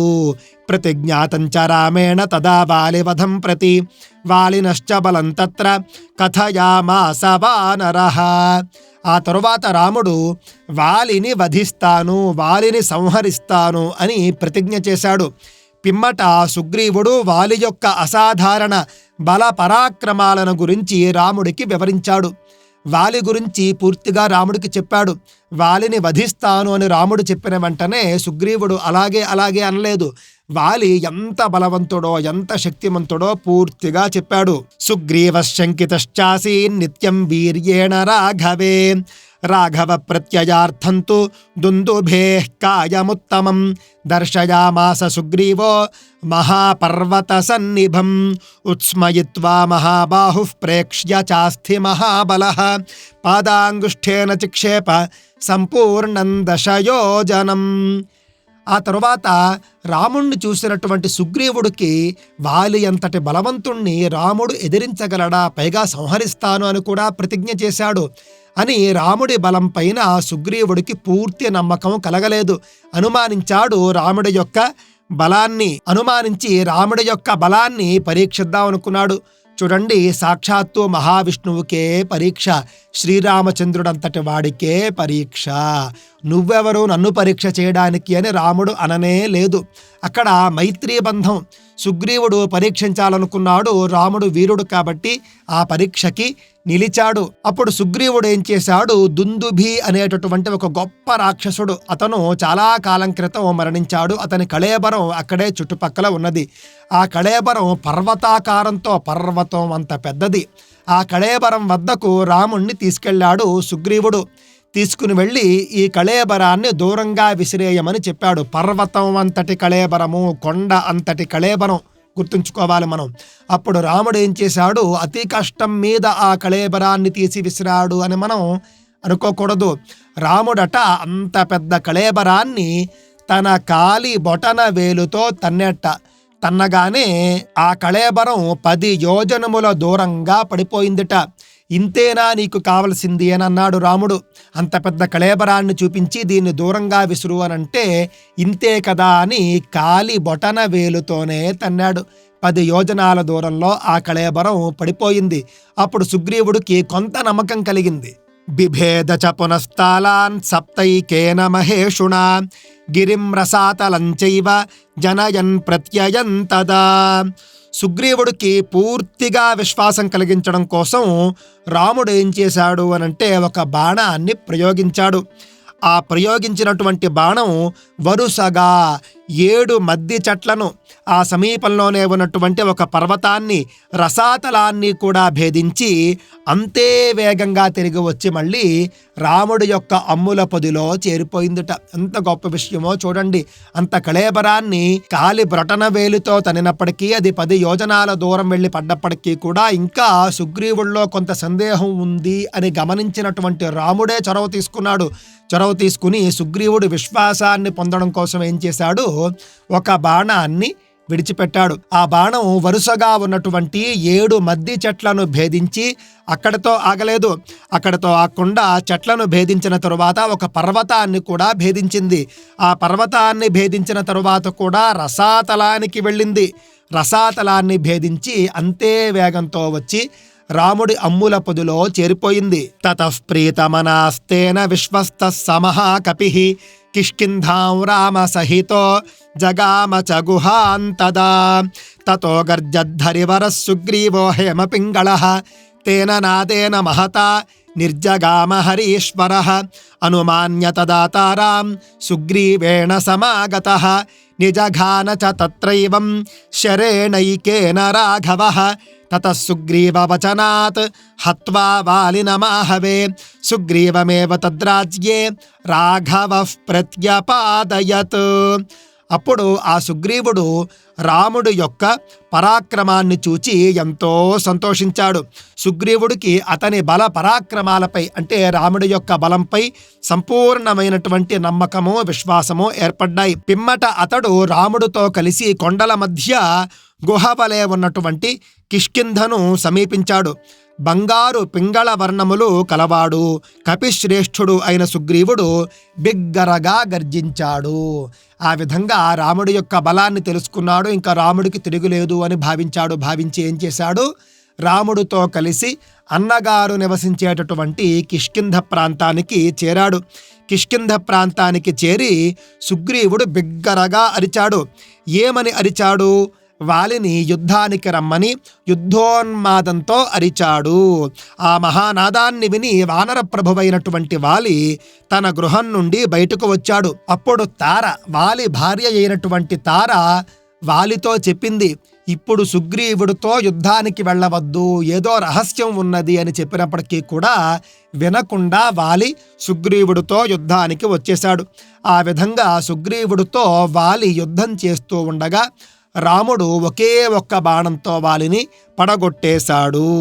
సుగ్రీవుడికిచ్చిన మాటను అనుసరించి సుగ్రీవుడి కోరిక మేరకు కిష్కింధకు రాజుగా సుగ్రీవుణ్ణి అభిషేకించాడు రాముడు. సచ సర్వాన్ సమానీయ వానరాన్ వానరర్షభః దిశః ప్రస్థాపయామాస దిదృక్షుర్జనకాత్మజాం. అనంతరం అంటే ఆ తరువాత సుగ్రీవుడు, వానర ప్రభువైనటువంటి సుగ్రీవుడు వివిధ ప్రదేశాల్లో ఉన్నటువంటి వానరులందరినీ కూడా రప్పించి సీతాన్వేషణ కోసం వాళ్లను నలుదిక్కులకు కూడా పంపించాడు. తతో గృధ్రస్య వచనాత్ సంపాతేర్ హనుమాన్ బలి శతయోజన విస్తీర్ణం పుప్లువే లవణార్ణవం.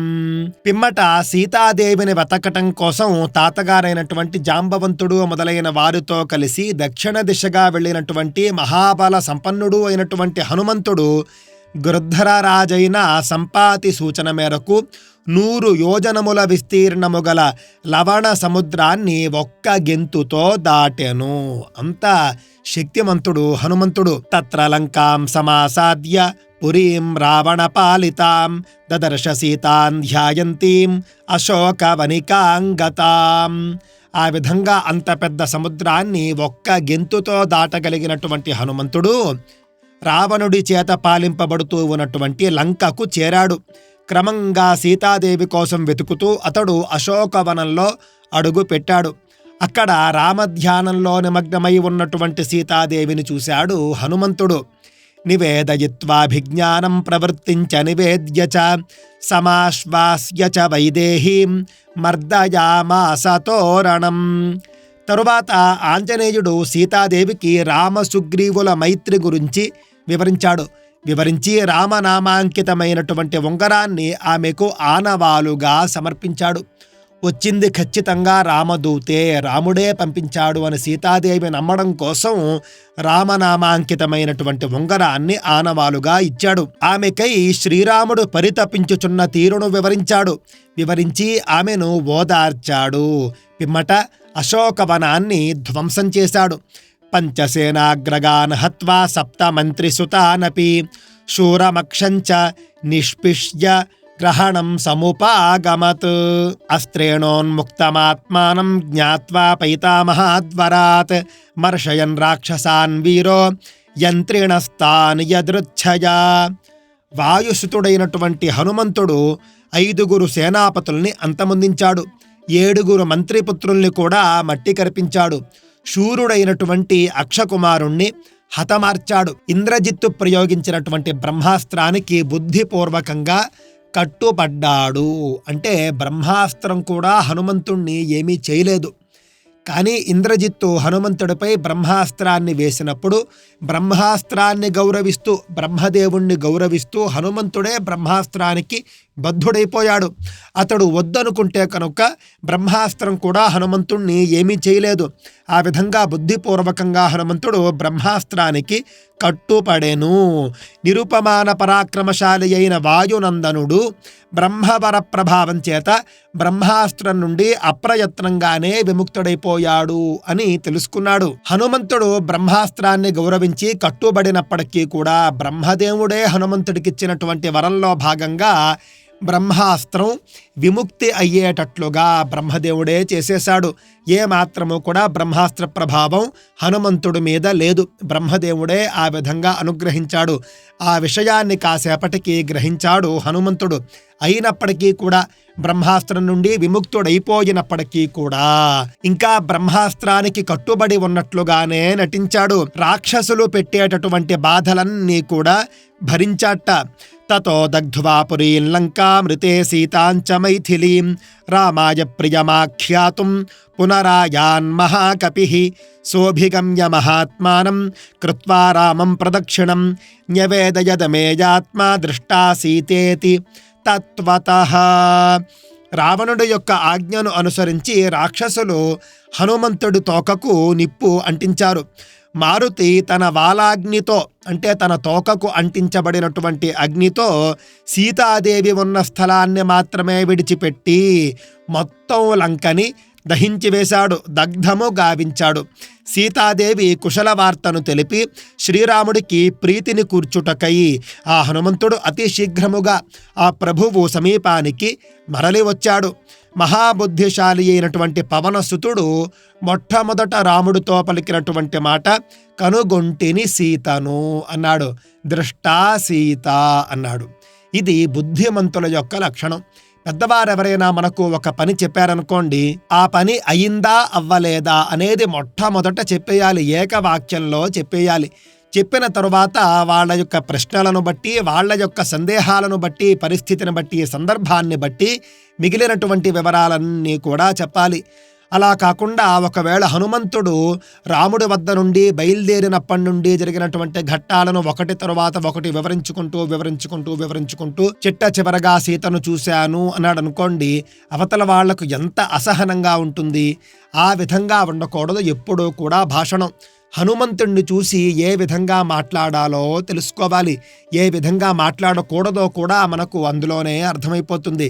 ఆ విధంగా హనుమంతుడు మొట్టమొదట చెప్పిన మాట సీతను చూశాను అన్నాడు.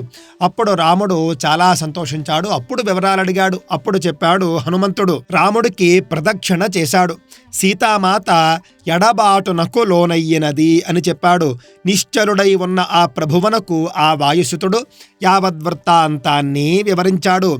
తతః సుగ్రీవ సహితో గత్వా తీరం మహోదధేః సముద్రం క్షోభయామాస శరైరాదిత్య సన్నిభైః దర్శయామాస చాత్మానం సముద్రసరితాం పతిః సముద్రవచనాచ్చైవ నళం సేతుమకారయత్.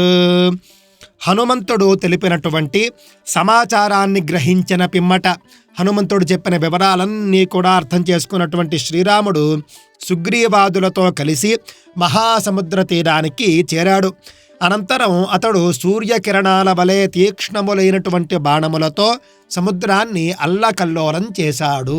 అంతట సముద్రుడు రాముడికి నిజ రూపాన్ని ప్రదర్శించాడు. సముద్రుడి సూచనల్ని అనుసరించి శ్రీరాముడు సముద్రముపై నలుని ద్వారా సేతువును నిర్మింపజేశాడు. తేన గత్వా పురీం లంకాం హత్వా రావణమాహవే రామః సీతామును ప్రాప్య పరాం వ్రీడాముపాగమత్. తామువాచ తతో రామః పరుషం జనసంసది అమృష్యమాణా సా సీత వివేశజ్వలనం సతి. ఆ సేతువు ద్వారా లంకను చేరి శ్రీరాముడు రావణాసురుణ్ణి రణరంగమున హతమార్చాడు. తదనంతరం ఆ తరువాత సీతను సమీపించి పరుల పంచననున్న ఆమెను స్వీకరించుటకు వెనుకాడాడు. అంటే లోకాపవాద శంక చేత వెనుకాడాడు, లేదా వెనుకాడినట్లుగా నటించాడు. సీతాదేవి యొక్క గొప్పతనం తనకు తెలిసినప్పటికీ కూడా తన యొక్క గొప్పదనాన్ని మరొకడు మరొక మాట అనని విధంగా ప్రకటింపజేయాలి అని సంకల్పించడం చేత సీతాదేవి ముందు అందరూ చూస్తూ ఉండగా కొన్ని పరుష మాటలు మాట్లాడాడు. అందరి ఎదుట శ్రీరాముడు పరుష వచనాలను పలికెను. సాధ్వి అయిన ఆ సీతాదేవి ఆ కఠిన మాటల్ని భరించలేక అగ్నిలో ప్రవేశించింది. తతోగ్నివచనాత్ సీతాం జ్ఞాత్వా విగత కల్మషాం బభౌ రామః సంప్రహృష్టః పూజితః సర్వదైవతైః. పిదప అగ్నిదేవుడు ప్రత్యక్షమయ్యాడు. ఎప్పుడైతే సీతాదేవి అగ్నిలో ప్రవేశించిందో అప్పుడు వెంటనే అగ్నిదేవుడు ప్రత్యక్షమైపోయి ఓ రామ, సీతాదేవి త్రికరణ శుద్ధిగా పరమసాధ్వి, దోషరహిత అని ప్రకటించాడు. అంతటా శ్రీరాముడు పరమ సంతుష్టుడయ్యాడు. రాముని ధర్మనిరతిని దేవతలందరూ కూడా కొనియాడారు. అంటే ఇక్కడ సీతాదేవిని అనుమానించడం ధర్మనిరతి కాదు. సీతాదేవిని మళ్ళీ భవిష్యత్తులో ఎవ్వరూ ఏ మాట కూడా అనకూడదు, సీతాదేవి గౌరవం ఎప్పుడూ కూడా తగ్గకూడదు అని భావించినటువంటి రాముడు తాత్కాలికంగా ఒకటి రెండు మాటలు మాట్లాడినట్లు కనిపించినప్పటికీ కూడా అగ్నిదేవుడి చేతనే సీతాదేవి గొప్పదనాన్ని లోకదనానికి చాటింపజేశాడు అని మనకు అర్థమవుతున్నది. ఆ విధంగా అగ్ని చాటినందుకు రాముడు చాలా సంతుష్టుడయ్యాడు. దేవతలంతా కూడా రాముడి యొక్క ధర్మ నిరతిని చూసి కొనియాడారు. కర్మణా తేన మహత త్రైలోక్యం సచరాచరం సదేవర్షి గణం తుష్టం రాఘవస్య మహాత్మనః. మహాత్ముడైనటువంటి శ్రీరాముడు ఆ దుష్ట రావణుణ్ణి అంతమొందింపగా దేవతలతో ఋషులతో సకల చరాచరములతో కూడినటువంటి ముల్లోకాలు కూడా సంతసించాయట. అభిషిచ్య చ లంకాయాం రాక్షసేంద్రం విభీషణం కృతకృత్యస్తదా రామో విజ్వరః ప్రముమోదః. పిదప శ్రీరాముడు రాక్షస శ్రేష్ఠుడైనటువంటి విభీషణుణ్ణి లంకారాజ్యానికి రాజుగా పట్టాభిషేకం చేశాడు. అట్లు కృతకృత్యుడైనటువంటి రాముడు ప్రసన్న మనస్కుడయ్యాట. దేవతాభ్యో వరం ప్రాప్య సముత్థాప్య చ వానరాన్ అయోధ్యాం ప్రస్థితో రామః పుష్పకేణ సుహృద్వృతః. తన విజయాన్ని శ్లాఘించుటకై వచ్చినటువంటి దేవతల నుండి వరాలను పొందాడు శ్రీరాముడు. ఆ వరప్రభావం చేత రణరంగంలో మృతులై పడి ఉన్నటువంటి వానరులందరినీ కూడా పునరుజ్జీవితుల్ని చేశాడు, మళ్ళీ బ్రతికించాడు. దేవతలు చాలా సంతోషంగా ఉన్నారు, రాముణ్ణి కొనియాడారు, రాముడికి అనేక వరాలిచ్చారు. దేవతలిచ్చినటువంటి వరాల వల్ల రాముడు రణరంగంలో మరణించినటువంటి మొత్తం వానర సైన్యాన్ని కూడా బ్రతికించాట. మొత్తం అన్ని వానరాల్ని కూడా బ్రతికించేశాడు. ఆ తరువాత శ్రీరాముడు సుగ్రీవ విభీషణాది మిత్రులతో వానరులందరితో కూడి పుష్పక విమానము పైన అయోధ్యా నగరానికి బయలుదేరాడు. భరద్వాజాశ్రమం గత్వా రామః సత్యపరాక్రమః భరతస్యాంతికం రామో హనుమంతం వ్యసర్జయత్. శ్రీరాముడు తన వారితో భరద్వాజాశ్రమానికి చేరెను. 14 సంవత్సరములు పూర్తి అయిన వెంటనే అయోధ్యకు తప్పక తిరిగి వత్తును అని భరతునకు తాను ఇచ్చిన మాటను నిలబెట్టుకొనుటకై శ్రీరాముడు ముందుగా హనుమంతుణ్ణి భరతుడి వద్దకు పంపించాడు. పునరాఖ్యాయికాంజల్పన్ సుగ్రీవ సహితశ్చ సహ పుష్పకం తత్సమారుహ్య నందిగ్రామయ్యయౌ తదా. సుగ్రీవాదులతో పుష్పక విమానాన్ని అధిరోహించి శ్రీరాముడు ప్రయాణ సమయంలో భరతుని గూర్చిన విశేష గాథలను వారికి తెలుపుచూ నందిగ్రామానికి చేరాడు. ఎందుకు అనంటే కనుక 14 సంవత్సరాల పాటు కూడా నందిగ్రామంలోనే భరతుడు సాదాసీదా ముని జీవనాన్ని జీవించాడు. కావున భరతుడి గురించి కథలుగా చెప్పాడు వీళ్ళందరికీ కూడా శ్రీరాముడు. తన తమ్ముడి గురించి నందిగ్రామే జటాం హిత్వా భ్రాతృభిః సహితో నఖః రామసీతామను ప్రాప్య రాజ్యం పునరవాప్తవాన్. చక్కగా పితృవాక్య పరిపాలనము వనర్చి వచ్చినటువంటి మహానుభావుడైనటువంటి శ్రీరాముడు నందిగ్రామంలో తన సోదరుల్ని కలుసుకున్నాడు. జటాదీక్షను పరిత్యజించాడు. అంటే అప్పటి వరకు కూడా అడవుల్లో నివసించేటటువంటి మునిలాగా రాముడు జటాజూటాలతో ఉన్నాడు. ఏ విధమైనటువంటి కేశ సంస్కారము కూడా లేదు. మనమంతా ఏ విధంగా అయితే జుట్టు కావచ్చు, అలాగే గడ్డం, ఇవన్నీ కూడా ఏ విధంగా మనం రక్షించుకుంటూ ఉంటామో, ఏ విధంగా సంస్కరించుకుంటూ ఉంటామో, నాటి రోజుల్లో క్షత్రియుడుగా చక్రవర్తిగా రాముడు మొదలైనటువంటి వాళ్ళు మరింత కేశ సంస్కారాన్ని పాటిస్తూ ఉండేవారు. కానీ అడవిలో మునిలాగా జీవించడం వల్ల ఏ విధమైనటువంటి కేశ సంస్కారము లేకుండా లేకుండా జటాజూటాలతో అంతకాలము కూడా ఉన్నాడు. కానీ 14 ఏళ్ళు అయిపోయింది. నందిగ్రామానికి వచ్చిన వెంటనే జటాదీక్షను పరిత్యజించాడు. పిమ్మట సీతాదేవితో కూడి పట్టాభిషిక్తుడై రాజ్యాధికారాన్ని చేపట్టాడు. ప్రహృష్టో ముదితో లోకస్తుష్టః పుష్టః నిరామయో హ్యరోగశ్చ దుర్భిక్ష భయవర్జితః. శ్రీరాముడు రాజైనందుకు ప్రజలంతా కూడా సంతోషంతో పొంగిపోతూ ఉన్నారు. ఆయన పాలన ఏ విధంగా ఉంది అనంటే సుఖ సౌభాగ్యాలతో ప్రజలంతా కూడా విలసిల్లుతూ ఉన్నారు. ప్రభు భక్తి తత్పరులై అందరూ కూడా ధర్మ మార్గంలోనే ప్రవర్తిస్తూ వచ్చారు.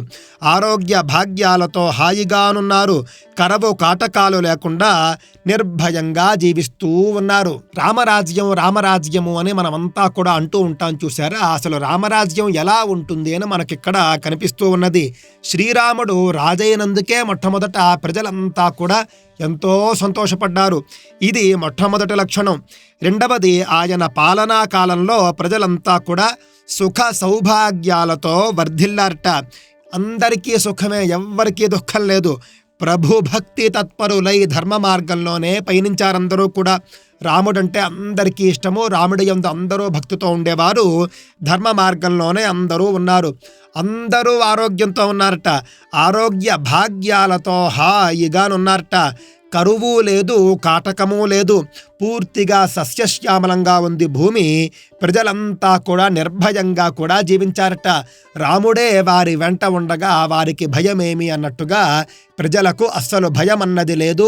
ధైర్యంగా ఎంతో సుఖంగా జీవిస్తూ వచ్చారు. నా పుత్ర మరణం కించిద్ ద్రక్ష్యంతి పురుషాః క్వచిత్ నార్యశ్చ విధవా నిత్యం భవిష్యంతి పతివ్రతాః. రామరాజ్యంలోట పుత్రమరణాలు లేవుట. అంటే తల్లిదండ్రులిద్దరూ కూడా బ్రతికి ఉండగానే పిల్లలు మరణించడం అనేది రామరాజ్యంలో లేదు. స్త్రీలు పాతివ్రత్య ధర్మాల్ని పాటిస్తూ ఎప్పుడూ కూడా నిత్య సుమంగళులై వర్ధిల్లుతూ ఉన్నారట. అగ్ని ప్రమాదాలు కానీ, జల ప్రమాదాలు కానీ, అంటే అగ్ని వల్ల మరణాలు కానీ, జల ప్రమాదం వల్ల మరణాలు కానీ, అలాగే వాయుభయాలు కానీ ఇవేవీ లేవుట. జ్వరాది బాధలు అసలే లేవుట. అట్లే ఆకలి దప్పుల బాధలు కూడా లేవుట. చోర భయాలు మచ్చుకైనా లేవుట. రాజ్యంలోని నగరాలు, ఇతర ప్రదేశాలు కూడా ధన ధాన్యాలతోనూ పాడి పంటలతోనూ తులతూగుతూ ఉండేవిట. జనులు కృతయుగంలో ఉన్నట్లుగా ఎల్లవేళలా కూడా సుఖశాంతులతో జీవిస్తూ వచ్చారట. నచాగ్నిజం భయం కించిన్నాప్సు మజ్జంతి జంతవః నవాతజం భయం కించిత్ నాపి జ్వరకృతం తథా నచాపి క్షుద్భయం తత్ర న తస్కర భయం తథా నగరాణి చ రాష్ట్రాణి ధనధాన్యయుతాని చ నిత్యం ప్రముదితాః సర్వే యథా కృతయుగే తథా అశ్వమేధశతైరిష్ట్వా తథా బహుసువర్ణకైః గవాంకోట్యయుతం దత్వా విద్వద్భ్యో విధిపూర్వకం అసంఖ్యేయం ధనం దత్వా బ్రాహ్మణేభ్యో మహాయశాః. ఆ తరువాత రాముడు అనేకములైనటువంటి అశ్వమేధాది యాగాలు చేశాడు. అశ్వమేధాది క్రతువులు చేశాడు. సువర్ణక యాగములు కూడా చేశాడు. బ్రాహ్మణోత్తములకు, పండితులకు, విద్వాంసులకు కోట్ల కొలది గోవులను దానం చేశాడు. అతడు అపరిమితమైనటువంటి ధనధాన్యాలు దానమొనర్చి ప్రసిద్ధికెక్కట. రాజవంశాన్ శతగుణాన్ స్థాపయిష్యతి రాఘవః చాతుర్వర్ణ్యంచ లోకేస్మిన్ స్వే స్వే ధర్మే నియోక్ష్యతి దశవర్ష సహస్రాణి దశవర్షశతాని చ రామో రాజ్యముపాసిత్వా బ్రహ్మలోకం ప్రయాస్యతి. రాఘవుడు క్షత్రియ వంశాలనట 100 రెట్లు వృద్ధిపరిచాట. 4 వర్ణాల వారిని కూడా ఈ లోకంలో తమ తమ వర్ణ ధర్మాల ప్రకారము నడిపించాట. ఆ ప్రభువు 11,000 సంవత్సరముల కాలము ప్రజారంజకంగా పరిపాలన సాగించి అనంతరము వైకుంఠానికి చేరాట. ఇక్కడ 11,000 సంవత్సరాలు రాముడు రాజ్యాన్ని పరిపాలించాడు అని అంటే చాలామంది అతిశయోక్తి అంటారు. ఇందువల్లనే ఇవన్నీ కూడా కట్టుకథలు అని అంటూ ఉంటారు. ఒక్కొక్క యుగానికి కూడా ఒక్కొక్క ఆయుష్ ప్రమాణం ఉంటుంది. ఈ విషయాన్ని మనం దృష్టిలో పెట్టుకోవాలి. కలియుగంలో కూడా ఒక దశలో 1000 సంవత్సరాల పూర్వం కావచ్చు, 2000 సంవత్సరాలకు పూర్వం కావచ్చు, 120 సంవత్సరాలు, 130, 150 సంవత్సరాలు జీవించినటువంటి వాళ్ళ వృత్తాంతాలు కూడా ఉన్నాయి. ఆ విధంగా కాలానుగతంగా కలియుగంలో అన్నింటిలో కూడా దోషాలు ఉండడం వల్ల, గాలితో మొదలుపెట్టి నీటితో మొదలుపెట్టి అన్నింటిలో కూడా దోషాలు ఉండడం వల్ల ఆయుష్ ప్రమాణం తగ్గిపోతూ వచ్చింది. కానీ త్రేతాయుగంలో అందున కూడా రాముడు వంటి జితేంద్రియుడు అస్సలు ధర్మాన్ని తప్పనివాడు. అలాంటి రాముడు 11,000 సంవత్సరాలు జీవించడము అనంటే కనుక పెద్ద విషయం కానే కాదు. నేటి కళ్ళతో నాటి రోజుల్ని మనం చూడకూడదు. ఈ విషయాన్ని దృష్టిలో పెట్టుకోవాలి.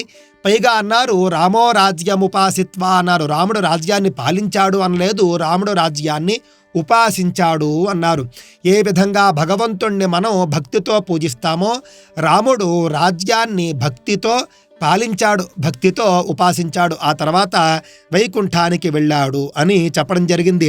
ఇదం పవిత్రం పాపఘ్నం పుణ్యం వేదైశ్చ సంహితం యః పఠేద్రామచరితం సర్వపాపైః ప్రముచ్యతే. ఏతదాఖ్యానమాయుష్యం పఠన్ రామాయణం నరః సపుత్ర పౌత్ర సగణః ప్రేత్య స్వర్గే మహీయతే. ఈ యొక్క శ్రీరామచరితం అంతఃకరణాన్ని పవిత్రమనరుస్తుంది, సర్వ పాపాలను కూడా రూపుమాపేస్తుంది, పుణ్య సాధనము, వేదార్థాన్ని ప్రతిపాదిస్తుంది. కావున ఇది సర్వవేదసారం కూడాను. నిత్యము దీనిని నిష్ఠతో పఠించు వారి పాపాలు అన్నీ కూడా పటాపంచలైపోతాయట. ఈ రామాయణాన్ని పఠించిన వారికి ఆయుష్యాభివృద్ధి కలుగుతుంది. వారి పుత్ర పౌత్రులకు కూడా అలాగే పరివారానికి కూడా క్షేమ లాభాలు ప్రాప్తిస్తాయట. మరియు అంత్యకాలంలో మోక్ష ప్రాప్తి కూడా కలుగుతుంది. పఠన్ ద్విజో వా వృషభత్వమీయాత్ స్యాత్ క్షత్రియో భూమిపతిత్వమీయాత్ వణిగ్జనః పణ్యఫలత్వమీయాత్ జనశ్చ శూద్రోపి మహత్వమీయాత్. ఈ రామాయణాన్ని పఠించిన ద్విజులు వేదాంగాల యందును శాస్త్రముల యందును కూడా పండితులు అవుతారట. క్షత్రియులు రాజ్యాధికారాన్ని పొందుతారు, వైశ్యులకు వ్యాపార లాభాలు కలుగుతాయి, శూద్రులు తోటి వారిలో శ్రేష్ఠులవుతారట. ఈ రామాయణాన్ని పఠించిన వారు విన్నవారు అందరూ కూడా పొందడి ఫలము అనంతము, అద్వితీయము. ఇంత గొప్పదైనటువంటి ఈ రామాయణాన్ని మనం 100 శ్లోకాల్లో అతి తక్కువ వ్యవధిలోనే పూర్తిగా చెప్పేసుకున్నాం. మధ్యలో అనేక రహస్యాలు, అనేక విశ్లేషణలు ఇందులో ఉండవు. ఇది సంక్షిప్త రామాయణం, శతశ్లోకి రామాయణం కాబట్టి. అయినా కూడా ఈ మహత్తరమైనటువంటి అయోధ్య రామమందిరంలో బాలరాముడి ప్రతిష్ఠా సందర్భంలో ఇంతటి మహోత్సవ కాలంలో మనం సంక్షిప్త రామాయణాన్నైనా సరే వివరంగా చెప్పుకునే ప్రయత్నం చేశాం. ఇందులో చిట్ట చివరిలో చూసినట్లయితే కనుక నారదుడు రాముడి యొక్క గొప్పదనాన్ని కొంతవరకు చెప్తాడు. ఇందులో ఉన్నటువంటి సంభాషణను బట్టి మనకు అర్థమవుతూ ఉన్నది, రాముడు రాజ్యాధికారాన్ని చేపట్టడం వరకు నారద మహర్షి భూతకాలంలో చెప్పాడు, అలా జరిగింది అని. ఆ తరువాత రాజ్యాధికారం రాముడు చేపట్టిన తరువాత అయోధ్యకు రాముడు రాజుగా పట్టాభిషిక్తుడయ్యాక నారద మహర్షి అన్ని వచనాలు కూడా భవిష్యత్ కాలంలో చెప్పాడు, అలా ఉంటుంది, ఇలా చేస్తుంది అని. కావున మనకు అర్థమవుతూ ఉన్నది, రాముడు రాజ్య పట్టాభిషేకం అయిన తరువాత నారదుడు వాల్మీకి మహర్షికి ఈ యొక్క కథ అంతా కూడా చెప్పాడేమో అని మనకు అనిపిస్తూ ఉన్నది. దీనిపై నేను ఇంకా పరిశోధించి తరువాతి వీడియోలో చెప్పే ప్రయత్నం చేస్తాను. ఈ విధంగా ఉంటుంది అని నారద మహర్షి చెప్పినట్లుగా మనకు కనిపిస్తూ ఉన్నది. రామరాజ్యం అంటే ఇలా ఉంటుంది అని, రామరాజ్యం అంటే ఇలా ఉంది అని మనకు వాల్మీకి రామాయణంలో చిట్ట చివరి సర్గల్లో మనకు కనిపిస్తుంది. ఈ సందర్భంగా ఒక్కసారి రాముణ్ణి ప్రార్థించుకుందాం. ఓం రామాయ రామభద్రాయ రామచంద్రాయ వేధసే రఘునాథాయ నాథాయ సీతాయాః పతయే నమః. అందరికీ కూడా రామోత్సవ శుభాకాంక్షలు, బాలరాముడి ప్రతిష్ఠ శుభాకాంక్షలు. మీరంతా కూడా ఎంతో గొప్పగా ఈ ఛానల్ను నన్ను ఆదరిస్తూ ఉన్నారు.